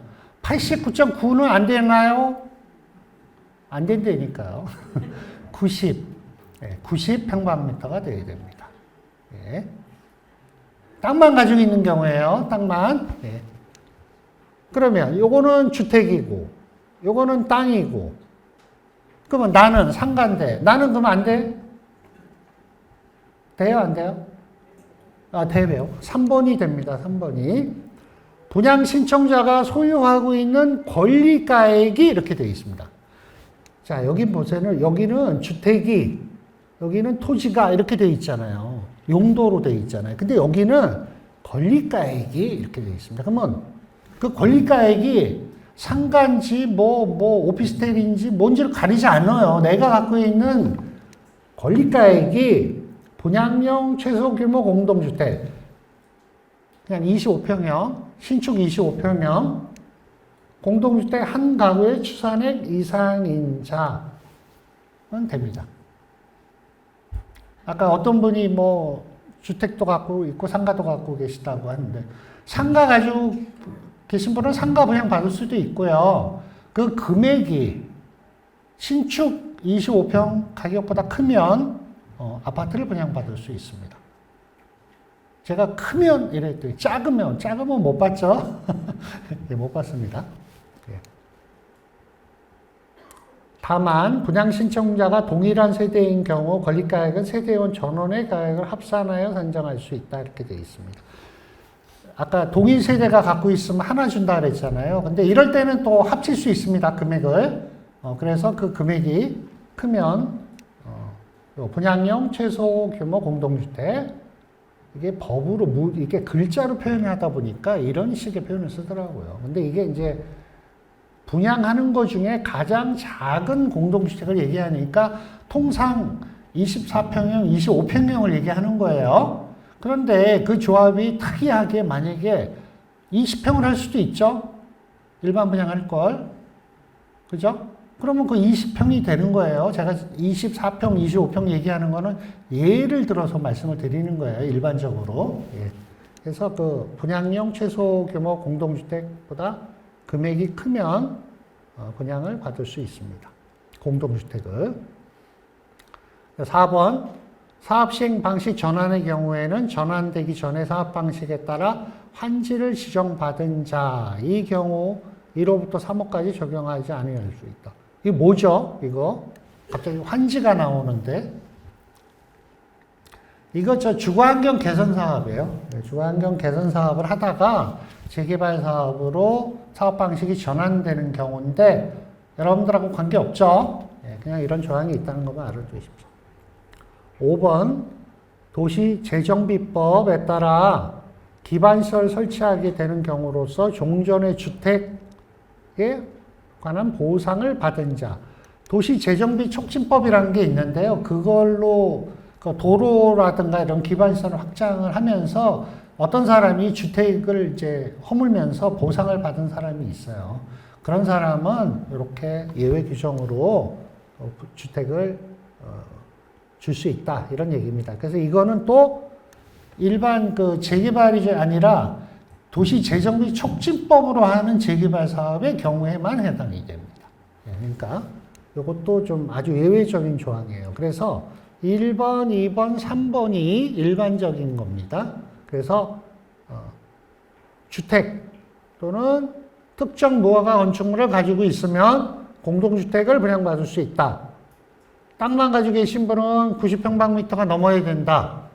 그 다음에 권리가액이 분양형 최소 규모 공동주택보다 크면 아파트를 분양받을 수 있다. 이렇게 이해하시면 됩니다. 아시겠죠? 예. 간단합니다. 이제 가셔도 됩니다. 다 배웠습니다. 예. 재개발에서 상가를 분양받는 거에 대해서 순위를 정해놨어요. 1순위, 2순위, 3순위, 4순위, 5순위, 6순위. 제가 옛날에 교육을 할 때는 이걸 굉장히 교육을 세심하게 했어요. 근데 요새는 그냥 넘어갑니다. 요새 재개발할 때 단지 내 상가가 인기가 있어요? 없어요? 없죠? 그러니까 단지 내 상가를 서로 분양받으려고 싸워요? 안 싸워요? 당연히 안 싸우죠. 순위가 필요해요? 필요 없어요? 네, 없어요. 없습니다. 근데 이 순위가 있어요, 지금도 조례에. 왜 있었겠어요? 옛날에, 한때, 재개발할 때 상가 분양받으면 돈 많이 벌었어요, 옛날에. 그럴 때가 있었습니다. 그래서 조례에 1순위, 2순위, 3순위, 4순위, 5순위, 6순위까지 정해놓고, 상가를, 이런 경우는 1순위, 이런 경우는 2순위에서 상가를, 순위를 이렇게 정해놨었어요. 그런데 요새 기존 상가도 안 되고, 신축 상가도 안 됩니다. 여러분들이 다 그 쇼핑 어떻게 하세요? 쇼핑? 다 뭐 인터넷으로 모바일로 하잖아요. 그리고 뭐 또 쇼핑 좀 하려고 그러면 어디 대형마트 가서 그냥 한꺼번에 싹 사갖고 오지 뭐 그 단지내 상가 가서 막 사는 경우는 뭐 음료수나 담배나 사러 가지 뭐 그 사러 가질 않으시잖아요. 그래서 단지내 상가가 보통 부동산, 뭐 세탁소, 뭐 조그만 편의점, 뭐 또 조그만 뭐 문구점 뭐 이런 거 외에는 안 되잖아요, 사실은. 그죠? 아주 특별한 경우가 아니면. 그래서 이거는 큰 의미가 없어요. 근데 뭐 한번 볼게요. 1순위는 종전의 건축물의 용도가 분양 건축물의 용도와 동일하거나 유사해야 되고 사업자 등록을 필요한 소유자로서 권리가액이 분양 건축물 최소 분양 단위 규모 이상인 자. 이게 뭐냐면 용도도 비슷해야 되고 사업자 등록을 내고 정식으로 사업했어야 되고 금액 가치도 커야 돼요. 그러면 1순위로 상가 분양 해주고 그랬어요. 2순위는 여기서 이제 사업자 등록 안 한 경우 뭐 이런 경우입니다. 이렇게 해서 6순위까지 있었는데 이게 지금은 뭐 큰 의미가 없어요. 그래서 그냥 여러분들이 한번 눈으로 보세요. 이거 이렇게 6순위까지가 있습니다. 그래서 상가를 갖고 계신 분들은 상가도 받을 수 있고요. 또 상가 분양 받고 돈이 남으면 또 아파트도 분양 받을 수 있습니다. 예, 이렇게 이해를 하시면 됩니다. 그 다음에 이제 재건축 사업의 관리 처분을 합니다. 사실은 재건축 사업은 뭐 아주 단순하기 때문에 별게 없어요. 근데 재건축 사업의 경우에 관리 처분 수립 시 다음의 방법과 기준으로 한다 이렇게 되어 있습니다. 그러니까 배울 건데 다만 조합원 전원의 동의를 받아 그 기준을 따로 정하는 경우는 그에 따른다 이렇게 되어 있습니다. 조합원 전원의 동의를 받아서 할 수 있어요? 있어요? 없어요? 있습니다. 제가 해봤어요. 지금은 그 규모가 작으면 그 빈집 및 소규모 주택 정비에 관한 특례법 적용을 받잖아요. 근데 예전에는 규모가 작은 게 있었어요. 조합원들이 뭐 한 60 몇 명? 저 경기도 시흥인데 조합이 관리 처분을 수립할 능력이 안 돼요. 그래서 아니 그러면 컨설팅을 써서 해라 그랬더니 컨설팅을 쓸 돈도 없대요. 그리고 오지도 않는데 너무 작아서 돈이 작으니까. 그래서 어떻게 하냐니까 뭐 옆 동네 거 어디서 빌려가지고 했대. 근데 숫자가 하나도 안 맞아요. 그래서 그때 제가 시흥시에 거기 무슨 위원 이런 걸 많이 했었거든요. 그래가지고 저보고 그걸 관리 처분을 수립을 해달라고 그랬어요. 아니 내가 돈도 안 받고 이걸 공짜로 해줍니까? 그러니까 좀 해달래. 없는 사람을 위해서. 그래서 제가 관리 처분을 수립해 준 적이 있어요. 그러면서 제가 그 대신 전원의 동의를 받아오라고 했더니 받아오더라고요. 제가 한번 경험이 있는데 현실적으로 좀 문제가 있죠. 전원의 동의를 어떻게 받습니까? 사실은. 예, 근데 이런 이상한 규정이 있다는 걸 알아두시고요. 예, 이건 뭐 별로 중요한 거 아닙니다. 넘어가고. 이게 중요하죠. 이 재건축 사업에서 지금 문제가 되는 게 이겁니다. 이제 복습할게요. 복습. 재건축 조합 설립하려면 어떻게 해야 돼요? 동의 요건이 어떻게 되죠? 전체 소유자의 예? 전체 소유자의 몇 분의 몇 동의를 받아야 돼요? 4분의 3. 그 다음에 토지 지분의 몇 분의 몇 동의를 받아야 되죠? 토지 면적의 큰일 나네. 이거 수료 이거 하면 안 될 것 같은데. 자, 재건축 조합 그럼 재개발 할게요. 재개발 조합 설립 동의 요건. 전체 토지 소유자의 4분의 3 동의 and 토지 면적의 2분의 1 이상. 그럼 재건축은 전체 소유자의 4분의 3 동의와 토지 면적의 4분의 3 and 각 동별 소유자의 큰일 났어. 이거 수리하면 안 돼. 큰일 났네. 자, 4분의 3, 4분의 3이에요. 재건축은. 그리고 각 동별 과반수. 상가는 한 동으로 본다. 여기서 상가가 문제잖아요. 상가는 한 동으로 봐요, 상가를. 그래서 예를 들어 재건축 기존 1000세대 단지가 있어요. 근데 아파트 소유자가 900명이고 상가 소유자가 100명이에요. 그래서 합쳐서 1000명이에요, 조합원이. 그런데 아까 제가 말씀을 드렸잖아요. 전체 소유자의 4분의 3, 토지 면적의 4분의 3, 각 동별 2분의 1 이상 동의를 받아야 되잖아요, 과반수를. 근데 상가는 한 동으로 본다 그랬잖아요. 근데 상가는 한 동으로 봐요. 근데 상가 소유자가 100명이에요. 그러면 상가 소유자의 과반이니까 51명의 동의를 받아야 되죠? 못 받으면 전체가 재건축 못해요. 그러니까 1000세대인데 상가 51명이 동의를 안 하면 1000세대가 재건축을 못한다고요. 조합 설립을 못한다고요. 그럼 어떻게 해야 돼요? 잘 협의하세요. 그러니까 그래서 상가분들한테, 근데 아까 우리가 또 얘기했잖아요. 단지는 상가 요새 장사 안 된다 그랬죠? 죽으려고 그래요, 장사 안 돼서. 근데 이제 신축을 하면 또 단지는 상가를 준다는 거야. 그럼 상가 사람들이 좋아하겠어요?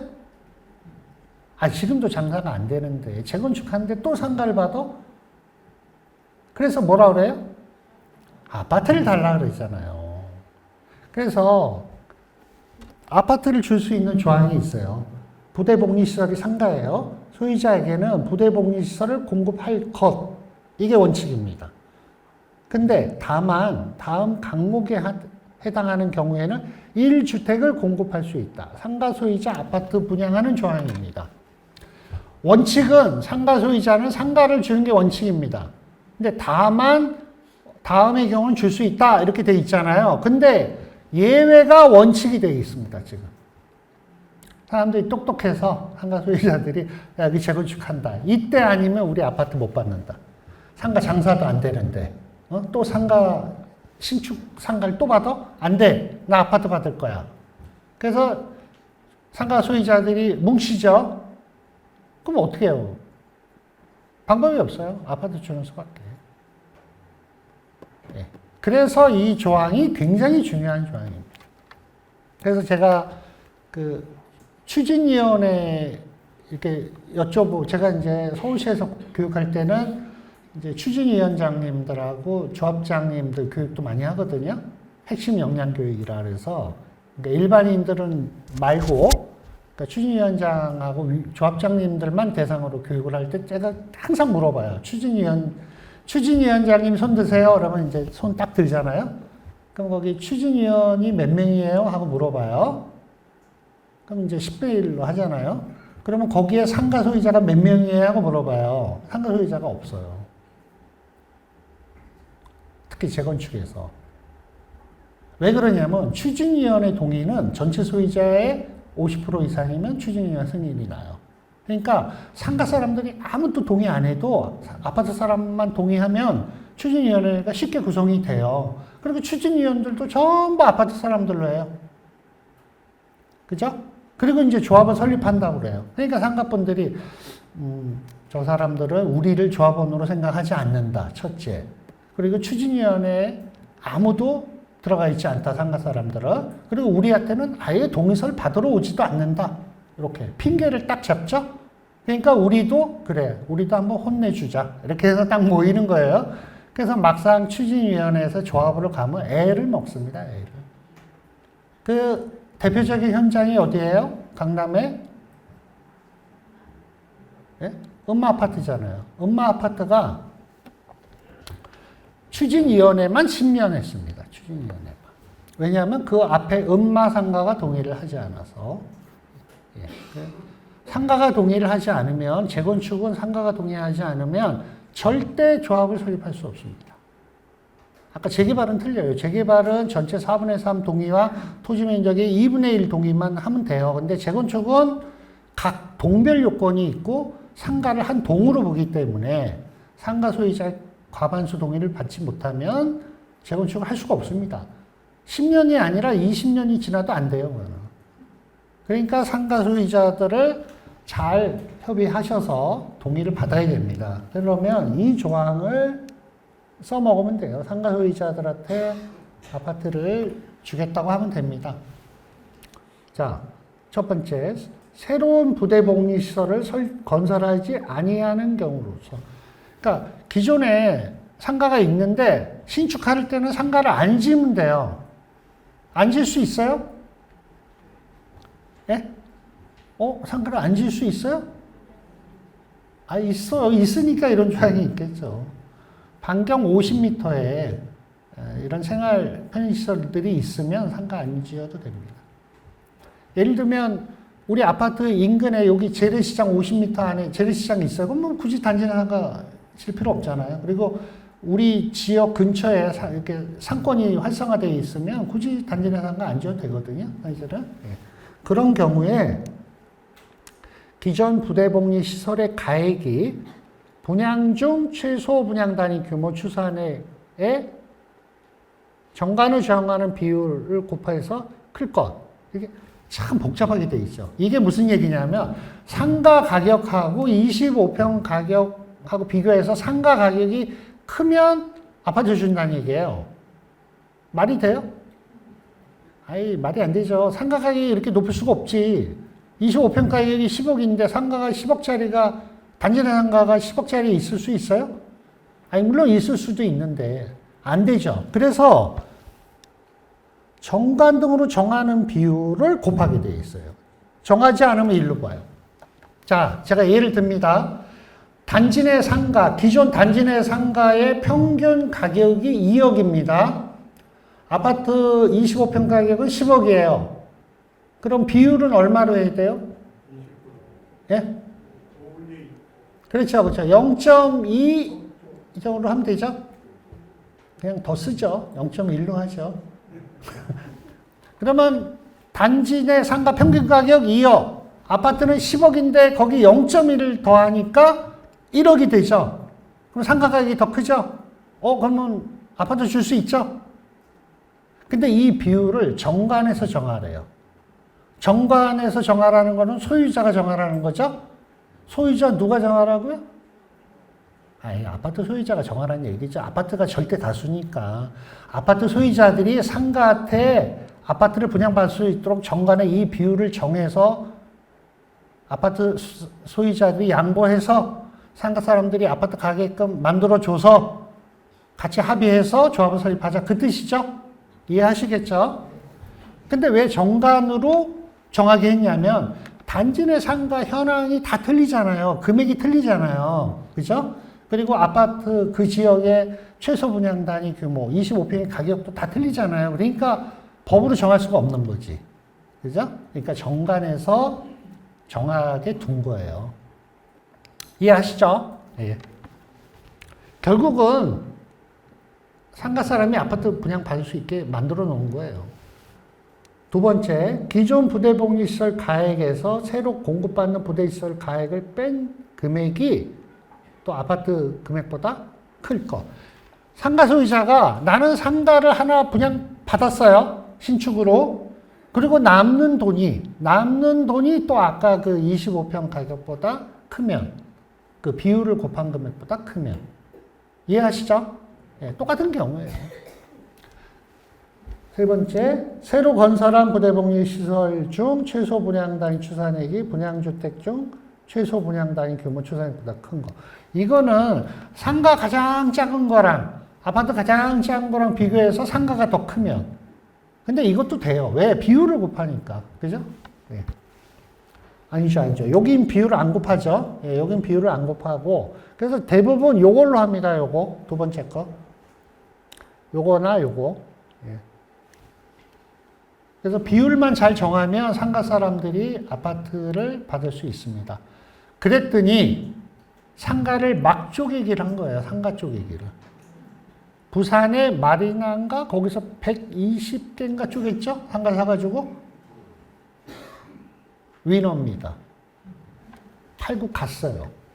그 사람들은 팔고 갔고 쪼갠 상가를 120명이 사서 들어오니 상가가 동의를 안 해주니 재건축을 못하고 인정을 해주려니 일반 분양이 없고 미치겠죠? 적당히 쪼갰어야 되는데 엄청나게 쪼개가지고 그래서 이게 사회적으로 문제가 됐잖아요. 그래서 부랴부랴 법을 만들어서 아까 상가도 쪼개기 못하는 걸로 법이 바뀐 이유가 그겁니다. 전에는 상가가 아파트를 간다고 생각을 안 한 거예요. 예외적으로만 가는 거니까. 근데 지금은 예외가 거의 원칙이 돼버렸기 때문에 지금은 아예 상가도 지분 쪼개기를 못하는 걸로 만들었습니다. 네, 다 배웠습니다. 이제 바쁘신 분은 가셔도 되고. 이제 마무리를 할게요. 그래서 이제 인가 변경에 대해서 해보겠습니다. 그래서 30일입니다. 30일. 인가는 30일인데 타당성 검증을 하면 60일입니다. 예, 그래서 타당성 검증이라는 게 뭐냐면 정비사업비가 10% 이상 늘어나는 경우, 그 다음에 조합원 분담금 총액이 20% 이상 늘어나는 경우, 조합원 5분의 1이 타당성 검증을 요청하는 경우, 그 밖에 시장 군수가 필요하다고 인정하는 경우. 4번 같은 경우는 그 어느 특정 구역이 계속 뭐 인허가를 내줄 때마다 소송 걸리고 막 민원 놓고 이렇게 하는 데가 있잖아요. 그러면 아예 검증을 의뢰를 합니다. 그래서 이 네 가지 경우에 해당이 되면 공공기관, LH는 한국감정원인데 부동산원이요. 부동산원에 타당성 검증을 한 달 동안 받고 거기에서 어떤 미비점이 나오면 시정을 해서 인가를 내주게 되어 있습니다. 이 제도가 왜 생겼냐면 옛날에 부산에서 관리처분 인가를 내고 이주를 했어요. 조합원들이 막 이주를 했는데 흔히 이제 말하는 비대위 반대파가 관리처분 계획 무효 소송을 냈는데 비대위가 이겼어요. 소송에서. 난리가 난 거죠. 그러면 이제 보통 관리처분 총회를 다시 하면 되잖아요. 그런데 관리처분은 다시를 해야 되는데 뭔가 관리처분 이 계산이 잘못된 거예요. 그래서 조합원 분담금이 엄청나게 늘어나야 되는 거예요.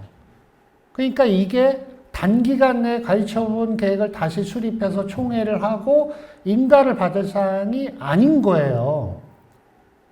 그래서 어떤 상황이 발생했냐면 나갔던 조합원이 다시 들어왔습니다. 빈집에 수리해서. 말도 안 되는 얘기죠. 여러분들 아시겠지만 집이 비워놓으면 굉장히 빨리 노후화되잖아요. 근데 몇 달 비었던 것 같아요. 근데 다시 들어가려 했더니 막 집이 엉망인데 수리해서 들어갔습니다. 조합원들이. 그래서 이게 사회적 문제가 됐죠. 그래서 이거 왜 이렇게 됐냐. 조합도 잘못했고, 조합을 도와주는 정비사업 전문가들 그 컨설팅도 엉터리고, 인가를 내준 공무원도 엉터리고, 도대체 이걸 누가 책임지냐. 그래서 적어도 관리처분에 대해서만은 뭔가 검증 절차가 한번 있어야 되겠다 해가지고 관리처분 타당성 검증 제도가 생겼습니다. 제가 한국부동산원에 있다가 나왔잖아요. 제가 이 제도를 만든 사람입니다. 사실 그 당시에. 그래서 제가 그 관리처분 타당성 검증 1호를 했습니다.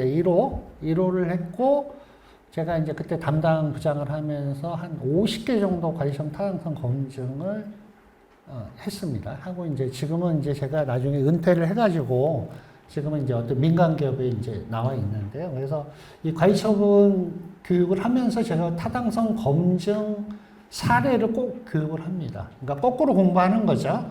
관리처분 검증하면서 문제가 있던서 걸렸던 것들을 교육을 시키면 이제 그걸 조심하면 되는 거잖아요. 그죠? 그래서 이제 제가 교육대에 이걸 꼭 넣고 있습니다.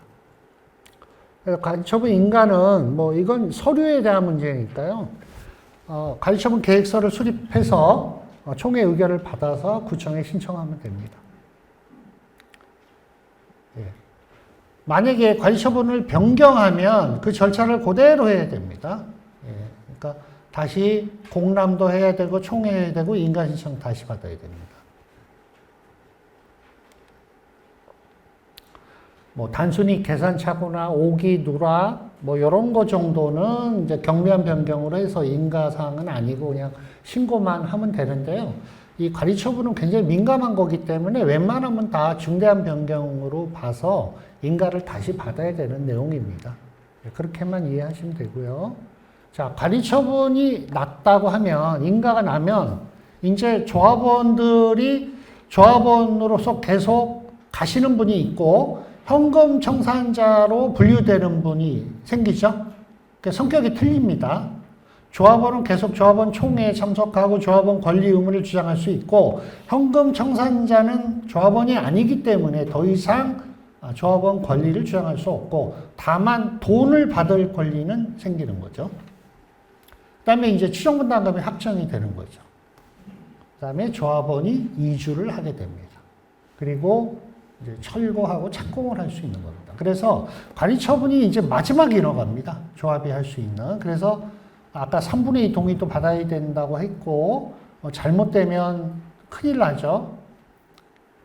제가 또 어제, 제가 이제 요새 하고 있는 게 경기도에 제가 분쟁조정위원인데, 제가 어제 분쟁조정회의를 어느 현장을 갔다 왔어요. 갔다 왔는데, 이제 시공사하고의 그 분쟁 조정을 하는 건데, 이제 조합 측도 와 있고, 시공사도 와 있고, 이제 그 분쟁 조정위원들, 그래서 이제 2시간 동안 회의를 하는데, 진짜 답답합니다. 답답해, 진짜. 시공사가 공사비를 26%를 올려줬는데, 인상 왜 올렸는지 근거도 없어요. 근거도 없고, 그 다음에 공사비 검증, 그러니까 원래 시공사랑 계약을 했는데 공사비가 10% 이상 오르면 공사비 검증 받게 돼 있거든요. 검증도 안 받았어요. 근데 계약을 했어. 총에서 통과시키고 계약을 했어요. 그런데 시공사가 착공을 안 해준다고 밀어넣는 거예요. 근데 계약서에 보니까 시공사하고 그 조합이 일반 분양가를 합의를 해야 착공한다고 돼 있어요. 근데 합의가 안 됐으니까 착공을 안 했는데, 조합은 착공을 안 한다고, 연말에 하기로 했는데 안 했다고. 지금 조합원들이 이주해가지고 이주비, 금융비가 계속 발생하고 있고, 허그한테 돈 빌려서 이자가 계속 발생하고 있단 말이에요. 그러니까 빨리 일반 분양을 해야 거기서 수익이 들어오면 허그한테 빌린 사업비도 갚고 이주비 이자도 내는데, 시공사가 착공을 안 해서 일반 분양을 못 하니까 시공사가 나쁜 놈이다 그래요. 근데 계약서에 보면 일반 분양가는 합의하게 돼 있어요. 그래서 제가 오히려 조합을 혼냈어요. 아니, 그 시공사가 공사비를 26% 올려달라는데 왜 내역서도 안 받고 올려줬어요? 했더니, 그 당시에는 뭐 빨리 연말에 분양하려고 그래서 대충 했다는 거고, 대충 큰일 날 사람들이라고. 조합 집행부가 그렇게 중요한 내용을 대충 했다고 그러는, 말도 안 되는 얘기예요. 그리고 계약서에 분명히 일반 분양가 합의해야 착공한다고 그랬는데, 그냥 시공사는 이 분양가로 해야 된다 그러고, 조합은 이 분양가로 해야 된다고. 서로 싸우고 있는 거예요. 그러니까 합의가 안 되니까 착공 안 하는 거잖아요. 참 답답하더라고요, 제가. 그래서 이제 분쟁 조정을 하고 왔는데, 한 번 더 가야 됩니다. 그래서 사실은 그 분양가 산정을 위해서 별도로 공정한 업체를 선정해서, 2군데 선정해서, 분양가 산정한 거를 산술평균해서 그걸로 결정을 하자, 이렇게 이제 중재를 하고 왔습니다. 그래서 뭐 어떻게 될지는 모르겠는데, 여러분들이 이 관리처분은 결과잖아요. 결과예요. 근데 과정에서 요 단계에서 우리 정비사업에서 사업비의 70에서 80% 차지하는 게 뭐죠? 예? 공사비예요. 아까 얘기했죠? 변경계약 함부로 하시면 안 돼요. 지금. 왜 그러냐면, 전에는 공사비가 올라도 분양가가 올랐기 때문에, 일반 분양가가 올랐기 때문에 그 오른 공사비를 충당할 수 있었어요.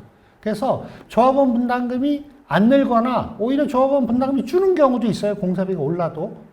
근데 지금은 공사비가 오르면 일반 분양가를 올릴 수가 없습니다. 일반 분양가 올리면 분양이 안 되기 때문에. 그러면 공사비 올라가는 게 전부 조합원 분담금으로 전가가 됩니다. 이해하시겠죠? 그래서 저는 얘기합니다. 시공상 치열하게 싸워라, 치열하게. 절대 합의를 금방 하면 안 됩니다. 예? 지금 뭐 분양도 안 되는데 뭐 2주 일찍 해버리면 큰일 나요, 지금. 그러니까 그 시공사랑 계약 변경을 철저하게 하셔야 됩니다. 철저하게 해야 되고, 왜냐하면 협상이 끝나면 관리처분하고 관리처분하면 이주하고 철거하잖아요. 그러면 조합에서는 여지가 없어요. 그죠? 그때 가서 후회해도 필요는 없습니다. 그러니까 이주하기 전에 관리처분 이 부분 단계에서 그 사업비에 대해서 철저히 검증하시고, 특히 공사비 변경 계약은 천천히 하셔야 됩니다. 제가 당부를 드립니다. 맨날 분담금 많다고 하소연하시는데 결과적으로는 다 본인들이 자초한 거예요. 시공사 변경할 때 내역서 제대로 안 받고 싸우지 않고 그냥 덜렁덜렁 하다가 공사비 다 올려줘 놓고, 그죠? 공사비는 다 올려줘서 비용은 늘었고 우리 일반 분양 수입은 한계가 있고 올리는데, 그러면 다 조합원 분담금으로 전가되는 거거든요. 이해하셨죠? 이 관리 처분보다 오히려 그걸 강의를 해야 되는데 내가 지금 그냥 그렇습니다. 이제 마지막이에요. 검증 제도가 있습니다. 그래서 그 구청에 인가 신청을 하면 구청에서 이제 감정원에 검증 요청을 하면 저희가 그 검증을 해주고 인가를 내주게 되어 있습니다. 어떤 절차라든가 이런 아까 그 분양 자격이 되는지 안 되는지, 이 사업비, 공사비 관련 분담금이 정확히 책정이 됐는지에 대해서 검증을 하는 겁니다. 그래서 보시면 요 단계요. 총회 의결하고 가이처분 인가 신청을 하고 바로 인가를 내줄 수도 있고요. 아까 말씀드린 것처럼 사업비가 10% 이상 늘거나 분담금 총액이 20% 이상 늘거나 조합원 5분의 1이 요청하거나 시장군수가 판단하는 경우에는 검증을 통해서 이렇게 옵니다. 그래서 검증해서 왔다 갔다 합니다. 미비된 서류 이렇게 보완해 주세요. 그러면 조합에 가고 다시 보완 오고 이렇게 해서 한 달 동안에 검증을 한 다음에 인가를 내주게 됩니다. 자, 이제 마지막입니다. 그 검증을 하면 걸리는 것들이 굉장히 많아요. 그 중에서 중요한 것만 제가 추려왔어요. 1세대 1주택 위반. 부부가 2주택을 분양 신청하면 안 됩니다. 맞죠? 근데 주민등록을 싹 옆으로 해놓고 마치 혼자 남인 것처럼 이렇게 해놓습니다. 안 돼요. 다 걸립니다. 예. 자녀가 분가를 안 하면 그 자녀가 동일세대에 있으면 그 자녀가 40살이라도 돈을 엄청나게 많이 벌어도 동일세대입니다. 무슨 말씀인지 아시죠? 그러면 그 자녀가 하나 갖고 있고 아버지가 하나 갖고 있어도 1주택밖에 분양을 못 받는 겁니다. 그럽니다. 우리 아들이 대기업 다니고 연봉이 1억이고 말이야. 왜 그건 분양 못 받냐. 그러니까, 그런데 그 아들이 효자시네요. 부모님 모시고 살고. 빨리 분가를 하셨어야 되는데. 그죠? 그래서 분가를 합니다. 분가를 하는데, 분양 신청 기간 끝나기 전에 분가를 해야죠. 분양 신청 다 끝난 다음에 분가하면 안 되죠. 아까 관리처분 계획 기준일이 언제라고 그랬습니까? 분양 신청 기간 만료일이라고 그랬죠. 그러니까 분양 신청 기간 끝날 때 전에 빨리 분가를 해서 하면 돼요. 그럼 2주택을 받을 수 있는데 분양 신청 기간 내 분가가 안 되면 안 됩니다. 보류지라는 게 있습니다. 보류지. 보류지는 원래 조합원 분양하고 남는 거 일반 분양하잖아요. 그런데 조합원 자격이나 이런 거에 대해서 어떤 시비가 붙어서 소송을 하는 경우가 있어요. 조합원하고 조합비. 그랬을 때 나중에 조합원이 이기면 그 사람한테 아파트를 분양해 줘야 되는 경우가 있어요. 그래서 일반 분양을 하지 않고 일부러 남겨놔야 되는 게 있습니다. 그걸 보류지라고 하는데 1% 범위 내에서 보류지를 하게 되어 있습니다. 만약에 1%를 넘기려면 시장군수 구청장의 허가를 득해서 해야 됩니다. 그런데 보류지 계산을 잘못하는 경우가 있습니다. 그래서 이런 건 다 시정을 해야 됩니다. 네, 계산차고도 마찬가지고요. 아까 가리처분을 계획을 수립하면 한 달간 공람을 해야 되는데 공람을 할 때 현금청산자한테 공람을 안 시킨 경우가 있습니다. 요거는 절차상 하자입니다. 이렇게 생각한 거예요. 조합에서는 이 사람들은 분양 신청을 안 했으니까 현금청산자고 현금청산자는 조합원이 아니니까 관리처분 계획을 공람시킬 필요가 없다. 이렇게 생각했는데 잘못된 겁니다. 왜냐하면 관리처분 계획 내용에는 현금청산자 보상에 관한 내용이 들어가 있기 때문에 현금 청산자도 이해관계자입니다. 그래서 현금 청산자한테도 가리처분 계획을 공람을 시켜야 됩니다. 그리고 현금 청산자가 조합에 와서 소리 좀 보여주세요 하면 보여줘야 됩니다. 이걸 거부하면 절차상 하자가 돼서 다시 한 달간 공람을 해야 됩니다. 그 다음에 이건 넘어가겠습니다. 그 다음에 주거 전용 면적 2주택. 분명히 주거 전용 면적이 커야 2주택 준다 그랬어요. 근데 여기서 중요한 거는 전용 면적입니다. 전용 면적. 그런데 건축물 대장을 띄면 창고, 변소, 대피소가 있는 경우가 있어요. 이거 공용 면적입니다. 그 공용 면적 빼야 돼요. 우리 재개발에서 어느 주택이 두 집이 딱 있는데요. 똑같은 2층 집이고 똑같아요. 근데 어느 집은 건축물 대장을 띄면 이 공용 면적이 없어요. 그러면 그 건축 면적이 전부 전용 면적으로 인정이 됩니다. 그런데 어느 집은 띄면 친절하게도 창고, 변소, 화장실 10평방미터 이런 게 있습니다. 그러면 그거 공용 면적으로 빼야 됩니다. 그러면 2주택을 못 받는 경우가 나옵니다. 재개발 구역에서 단독 주택을 소유하고 계신 분은 오늘, 내일 건축물 대장을 바로 띄워보시기 바랍니다. 그리고 주거 전용 면적이에요. 주거로 지금 살고 있는데 옛날에 이게 상가가 용도 변경되거나 뭐 유치원, 유아원 이런 게 용도 변경돼서 주거로 쓰고 있는 경우가 있어요. 근데 건축물 대장을 띄워보면 주거가 아닌 경우가 있습니다. 그러면 이거 분양 못 받습니다. 특히 상가주택 같은 게 그런 게 많아요. 1층 상가, 2층 주택, 3층 주택. 그러면 이 두 개 층이 주택인 줄 알았더니 2층이 옛날에 무슨 사무실인 경우를 주거로 바꾼 경우가 있습니다. 그런데 공부가 안 바뀌어져 있습니다. 관리처분은 공부를 기준으로 합니다. 그래서 이런 것도 한번 확인을 해 보셔야 됩니다. 사업비를, 관리처분의 비례율을 높이려고 사업비를 줄이는 경우 진짜 그런 못된 조합도 있습니다. 제가 검증하면서 막 야단도 쳤는데 계약서 내놓으라니까 계약서가 없대요. 말이 됩니까? 업체랑 계약했는데 계약서가 없다는 게. 허위로 관리처분 계획을 작성하는 조합도 간혹 있습니다. 그리고 이 공사비가 문제인데요. 공사비는 실제로 변경 계약을 하고 들어와야 되는데 지금 관리처분 계획이 변경 계약을 해야만 관리처분 계획을 들어와야 된다는 규정이 없습니다. 그래서 조합에서 변경 계약을 안 하고 관리처분 계획 들어오는 경우가 있습니다. 그러면 그때 그 사업비에서 차지하는 공사비는 언제 걸로 하냐 이거예요. 3년 전에 했던 공사비로 들어오는 경우가 있습니다. 근데 이건 안 되는 겁니다. 인근 지역에 그 변경 계약을 한 수준의 공사비 금액으로 들어오거나 그 계약서에 보면 지금 평당 공사비가 얼마인데 착공 기준일은 언제고 착공 기준일을 넘어갔을 때 에스컬레이션을 적용한다는 조항이 있습니다. 그러면 그걸 적용을 해서 들어와야 됩니다. 사실은. 그렇지 않으면 사업비가 과소 책정돼서 비례율이 높게 나오고 분담금이 적게 착시 효과가 있습니다. 그죠? 네, 이런 거 다 검증합니다. 그리고 재건축 초과이익 환수에 관한 법률에 따라 재건축 사업은 재건축 부담금을 정비사업비에 포함해야 됩니다.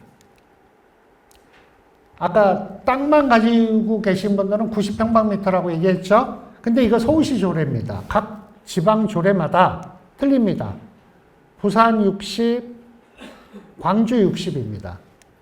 경기도 조례는 없습니다. 아까 어떤 분이 질문하셨는데요. 경기도는 50만 이상 대도시는 별도 조례가 있습니다. 조례 확인해 보십시오. 제가 얼마 전에 부천시 갔다 왔는데 부천시는 면적 조항이 없습니다. 면적의 규정이 없습니다. 그러니까 땅 한 평만 있어도 재개발 구역에서 아파트 분양받을 수도 있습니다. 그래서 아까 그 90평방미터는 서울시 조례입니다. 꼭 그 조례 확인을 해 주시기 바랍니다. 특정 무허가를 조합 정관에서 정하고 분양권을 주라 그랬는데 무허가 소유자한테 아파트 분양을 주면 조합 입장에서는 손해일 수 있습니다. 그래서 안 주려고 막 일부러 무허가를 빼놓고 오는 경우도 있는데 사실 좀 그건 아닌 것 같습니다. 그래서 무허가는 없는 사람들을 위해서 배려를 하는 거니까 재개발할 때 그 무허가 소유자들한테는 잘 챙겨줘야 되는데 일부러 서류를 누락해가지고 뭐 문제가 있는 것처럼 해오는 경우가 있는데요. 저희가 이런 걸 시정 조치해서 무허가 소유자들한테 특정 무허가라고 그랬죠. 89년 1월 24일 이전에 지어진 무허가 소유자한테는 분양권을 주도록 해야 됩니다. 그렇다고 뭐 공짜로 주는 건 아니잖아요. 어차피 그 조합은 분담금은 받고 주는 거니까. 그죠? 네, 그렇게 주도록 시정 조치를 하고 있습니다. 그래서 또 세입자 보상비 제대로 안 주는 경우가 있습니다. 세입자 보상비. 그러니까 세입자 보상비 안 주고 사업비 줄였으니까 나한테 그 인센티브 뭐 10억 달러, 20억 달러 이런 조합장들 있지 않습니까? 저는 별로 안 좋아합니다. 개인적으로는. 그리고 이게 이제 가장 요새 이슈가 되는 건데 1주택이 아니고 이제 2주택을 주잖아요. 그러면 그 하나 더 주잖아요. 60평방미터짜리. 그럼 그거의 분양가는 뭐냐? 조합원 분양가냐, 일반 분양가냐? 이런 겁니다. 2주택을 분양받으시는 분 입장에서는 그거 조합원 분양가로 줘야지. 그런데 1주택만 받으시는 분은 저 사람들은 하나 더 주는데 그걸 조합원 분양가로 줘? 일반 분양가로 해야지? 이런 논란이 있습니다. 서대문 구청에서도 그 논란이 있었죠. 근데 조합원 분양가로 하는 게 맞습니다.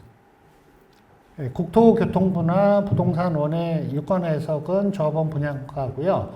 서울시는 25개 구청 중에 23개의 구청은 조합원 분양가로 하고 있습니다. 그런데 예외된 구청이 있습니다. 영등포구청은 일반 분양가로 했습니다. 근데 그거는 하급심 판례가 있었습니다. 하급심 판례가. 그래서 그랬고, 그 다음에 동작구청은 그 1+1 했을 때, 그거를 일반 분양가의 뭐 80% 수준으로 해가지고 했을 때 인가를 내준 사례가 있습니다. 그런데 사실 저는 그거는 좀 잘못된 거라고 보고 있습니다. 또 1+1도 조합원 분양가로 하는 게 맞다고 보고 있습니다. 판례가 있는데 왜 그러냐 하는데 그거는 1심 판결이기 때문에 아직까지 대법원 판결로 이제 정리가 되면 법을 바꾸는 게 제일 좋아요. 근데 아직까지는 1+1 할 때 그 분양가는 조합원 분양가로 보고 있습니다. 그래서 제가 준비한 거는 딱 여기까지고요.